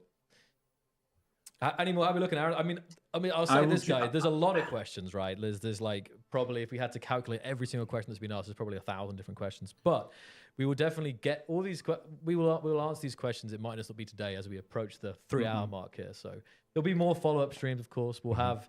There'll definitely be a stream on January 27th, so that's just over a month away, and you can definitely expect further dev streams with Marek and other guests for sure. Yeah, definitely. Like for example, Natik, on the art lead, designers, and I would like more people, but I'm sure not all of them want to come on the stream, because they like to stay with their computers. But there are many people that will be on the streams and talking about the development details. Cool. Sorry, Aaron, if there's just a few more quick ones, maybe, and then we can wrap it up. We can dive through a few, but like I said, they're very specific. One's about fuel sources. What sort of fuel sources have you thought about for SE2? Will there be uranium, oil? Will there be hydrogens? I think generally very similar to Space Engineers 1. And regarding oil, we're actually considering it because we will have water, which means actually we have liquids, we have gases. All kinds of liquids, right? Yeah. So having some kind of lava or magma and oil and some gases and water and like dirty water and so on. So it could be possible, but not in the core experience, not in the beginning. We can always add these things later. But again, I was, for example, just dreaming about the idea that you will be drilling oil, and then it just suddenly, that would be just absolutely mind-blowing. Struck oil, that'd be very cool. And the pressure related to that, and we have all, this is definitely be very cool. Right, I'll keep going with questions. You just shut me down, Joel, right? Yeah, I will do, I know, will there be any sort of in-game scripting, like in SE1? Say Tenet, I think. Yeah, definitely. Like, not currently, that's really future stuff, probably multiplayer update or something like that. So in next vertical slice, we will add just modding, but in-game scripting, like programmable blocks are planned. We already did lots of prototyping there. And what we are aiming for is as safe as possible experience on the servers. Because right now, what we see in Space Engineers, essentially all servers have scripting disabled because you can just bog down the performance of the server or memory very easily. So some kind of like safeguard, I guess. Sandboxing. I mean, just in terms of scripts that really crush the server's performance, right? It's something that you can do that quite easily in Space Engineers. Even though we tried there to safeguard it, there are. I think in Space Engineers too, we found better ways how to safeguard against those. That's great. Okay, I've got a hot one for you. Oh, okay, I've got one as well. But yeah, go ahead. Aerodynamics. Any thoughts into that? It comes with planets, right? Let's see how does that fit in. Well, definitely not in core experience. We will see in the future, like Havoc, for example, have some aerodynamics. So it can help us a little. It's very basic, but not in near-term plan. Okay. There's a question from the chat that it's been asked quite a lot. That's asking about we talked about Xbox and PlayStation, but a lot of questions talking about Linux as well. If that's Linux servers or Stream Deck and all the other things that benefit from Linux. So I'm not sure if you can share anything, just future thoughts on that, Chenda. Yeah, since we are C#, it's kind of lending itself to be Linux. It's quite close. It should be not hard, but Miro told me yesterday that he ran it on the Steam Deck. Nice. There you go, Space Engineers. Then it crashed. So he basically loaded the game. He spawned. He could walk for like a few seconds, and then it crashed. Like he's kind of investigating why it crashed. Right. He does know, but just the kind of like vanilla support from Steam Deck made it work. So the Proton is amazing. Yeah, it is. Yeah. Again, it's not our, I would say, like target platform right now. It's like this is completely unofficial and just experiment. Yeah. But I'm sure some people will, play with it more. Yeah. I actually saw the video. Yeah, Miro was showing the video because he was recording it, and it was running quite fast. Quite okay, which I'm surprised with the ray tracing and everything. Maybe I don't know. It was disabled. I don't really know, but that was really interesting. So yeah, just to clarify, I see. I mean, maybe less the chat's delayed. There's people asking Linux support, Linux native server support. So yeah, as the guys said, like definitely something that has already been a little bit experimented with, but for the future, it does seem like it could be something that's not too far out there in terms of supporting. So a lot of people, a lot of Linux hypers in the chat. That's for sure. Yeah, the big thing is also like server support, right? Right, for Linux, of course. Cheaper. Yeah, definitely. That's 100%. Like no concrete plans. I think the core experience will be PC, right, and consoles eventually. But it's something that is doable, and we will consider it. One hot question that we've got asked quite a lot is: will there be any DLC transfer from SE1 to SE2? We are not planning that. It's not even possible, let's say like legally or technically, because we would have to actually agree with Steam or Microsoft or Sony, because people purchased these DLCs there and now they are transferred to another game and so on. So that's one thing. Another is that we are recreating everything from scratch, so nothing Fidelity in Space 2 is a copy. Even the sounds, for example, like of course with the sounds we started that like first we used the Space 1 sounds, in Space 2. We of course had to re-implement them on the code side and the F mode and that part, but it was still the sound files were from SE1. But then we just started to replace them and change them because we don't want that. I don't know. It feels cheap. So and then we have the new grid system, which gives you new possibilities. And if you were still using the old blocks, then we would be limiting those possibilities. The blocks have new design. There is some unification, how to use that, or like what should be the modularity of the terminal and this kind of like accessibility points on the blocks. So we are doing everything from scratch, and even for that reason, I think it's okay that there will be no transfer of DLCs. Right, lovely. We could keep going with more questions, or would you like to wrap it up there, Joel?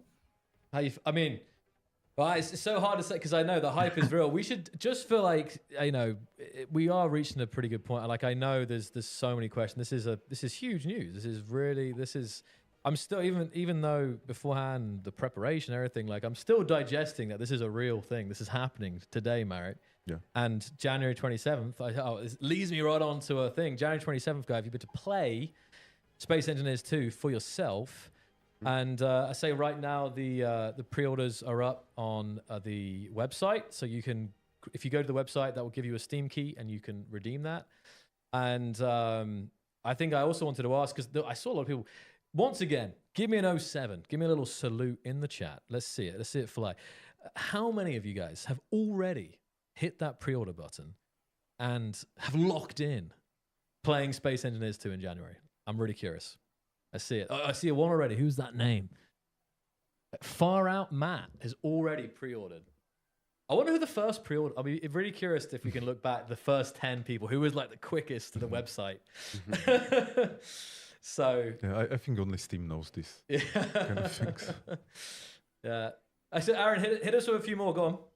Okay. All right. You ready for these? These are real. Are pistons and rotors going to be in the alpha access? Oh, well, Chenda was talking about it, but Like, definitely it will be core experience, but we don't have solid plan in which update it will go out. So at some point, we will definitely look into it. We have some even prototype implementation already, so I'm definitely looking forward to it because it's a lot of fun. it is a lot of fun. As I mentioned, like in some of the creations that you shared, Marek, and stuff, like some of the most like ingenious creations that we've seen in SE1 have come from those use of those mechanical blocks. So no doubt, it's got to be done. There's no way it couldn't be in SE2. So Here's another great one then. Will the campaign be co-op and multiplayer? I would say there is no specific plan about this yet. Like, again, we want to keep it simple, you know, so it should be mainly single player campaign. And Co-op? could be cool. Yes. that would be really cool. Like, we were considering this with the designers. We'll see. Like, right now, I'm really trying to keep it simple, you know, like really not be too, like, too hungry, you know, and to want to have everything at the same time. And because one thing that we did with Space Engineers 1 was that, you know, like we got some idea, we added it. We got another idea, we added it. Then people asked for like 10 ideas, we added it. Yeah. You know, and then the early access took 6 years. And I think it does need to be like that. You know, it can be that you can finish the core experience and then build on that. then build on it. Yeah. Just like we are doing with vertical slices, you know, that we are doing like one thing and then another thing and then another thing. We are not doing all these things at the same time. Yeah. Like one thing after another. And also we are like very carefully picking up what to work on, like what is bringing like good value to the players or even to us, because of course some features we want to develop because just want to develop them. We want to have them in the game. Cool. Yeah. Okay. Super. Oh, should I keep hitting them with some questions? I mean, and again, guys, I'm seeing lots, and I know that with the team could answer some of these. I always say this happens in every stream. Doesn't matter if it's a big stream like this, and it's always a slight feeling of disappointment that we're ignoring some questions. It's definitely not that. It's really just the case that there's more questions than we can possibly get to in a locked period of time. And one of the questions I saw was was about orbital mechanics. I've seen that come up quite a lot as well. So again, the thoughts around this. Yeah, so definitely not in the core experience, but eventually at some point in the future, I would like to have orbital mechanics. Super cool. Yeah. Actually, I don't know, maybe a year ago or 1.5 years ago, I spent a couple days like designing it and brainstorming with people in the team. So I would understand the challenges better and also the potential. And we didn't resolve them. So that's why we, you know, like are putting it to some future, you know, backlog. Because I think to resolve those questions will take not just like few hours, you know, like spending really some time. And those challenges are, I would simplify or like sum it up in two. One is that the speeds would be much higher, you know, because when these orbital objects are orbiting, it's like thousands of meters per second or like kilometers per second and so on. So streaming, you know, like would need to somehow handle it, or we would have to hide it in some sense, you know, so the player will not, you know, like imagine that you are standing somewhere or you are stationary, even though it doesn't. I want to make sense catch all these because, questions, you know, but I don't know how much nothing is longer we'll have, but stationary, we'll everything keep is trying to. orbiting somehow. Because I know then we the have planet Rust is kind of like coming up next. rushing towards you in these, you know, like thousands of kilometers per hour per second Thousands of speed. kilometers. And the streaming would have to work, the collision detection or whatever there will be would have to work. So that's one thing, and the other is the intuitiveness and the simplicity of the game. So right now, when the objects and the planets and asteroids are static, you can always find their way there. You can land there quite easily. But imagine that you want to land Everything on is a planet, moving, right? and it's like the planet's just moving like crazy, you know, and you have to align yourself. So it will become much more harder for players, and it's actually not what we want to do right now in the kind of like this core experience of Space Engineers 2. We don't want to make the game more harder, you know, like in this direction. Yeah.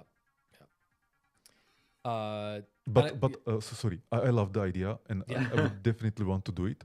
Like, I think also in the team, like every time we start talking about like people love it. People love just it. like shine. So we will do it, but again, we need to choose our fights, go one thing Step after at a another. time, yeah. And another topic that I have like this that I love to do, would love to do, is terraformation. Oh yeah, And terraforming. Yeah, terraforming. So like, you know, VRH3, voxels, volumetricity, it's just made for this. It's, like, it's set up, isn't it? Like it's like it's asking. so imagine, you know, having a planet and there's some, you know, like volcanoes, but actually volumetric volcanoes, you know. And then, but then in theory, being able to change it to like a habitable planet. And the planet will be changing, you know, the trees are great. Well, I guess you'd have to, but still, there'd be some bioengineering or something like that. Yeah, and I think that can be amazing. But again, there are also so many, like first the design, like we would have to come up with like good design and actually good reasons for having this in a game. So, you know, there are some loops for players, some rewards and so on. And the other big challenge that Chendo is probably thinking right now is, you know, the code part, the performance. He's like, oh, these guys are talking about all this stuff. Exactly, like where are it's we? One thing from an idea, right? Where are we going to store all these voxel changes? You know, if you are talking about like terraforming the whole planet, you know, the voxels in the whole planet. So that's another big problem that I believe we can solve, but you know, it deserves. Yeah, I think it's good they're taking it in chunks, to be honest. Right, let's try and let's do. I've got a good one. All right, we'll do 4 more. That's it. Counting down here. All right, till the next one. We gotta wrap ours up here. Is there any plans for any sort of new physics box? We've got pistons. But you guys can continue to watch. I'm gonna get some food going, and then we're gonna be jumping into there you go. Pre-order. Steam, January 27th, 2025. Creative mode is the first one. Obviously, it's not going to be fully flushed, but I think us just building with what we have here is going to be pretty impressive. And then it looks like we'll have those blueprints and stuff we can mess with. What do we got? Improved mechanics, refinements, modding support, and then planets and survival NPC campaign, which is hot. So I'm confident in their plan here, and I do like that he's tempering how fast he's going with these changes too. He's like, hey, let's get the core stuff first. I have no doubt they'll add all the bells and whistles, especially since this looks like a lot more performant, but also more open than what it was prior. So very excited. Yeah, the gameplay was really the showcase. Like, I understood what they were saying before, but until we saw it, it really started to click, and you're like, oh, this is gonna be crazy. So yeah, it's going to be really good. Very exciting. So kind of glad it's a little bit later because we have so many things going on. I didn't know if I'd have time for this. So I'm kind of glad that it did. It's not completely happening now because I'm like, dude, how are we going to fit all this stuff in? But yeah, thanks for hanging out with us. We'll have more updates on this. We'll be playing some more Space Engineers sporadically as we get closer to kind of get excited, and we'll be covering this stuff in the future. So a good reason to subscribe if you're not already, and hopefully we'll see you in the next live stream. Not only for Space Engineers, but for the other games we're playing. We're playing some Star Citizen later tonight and some Rust. All right, guys. Catch you later. Ladies.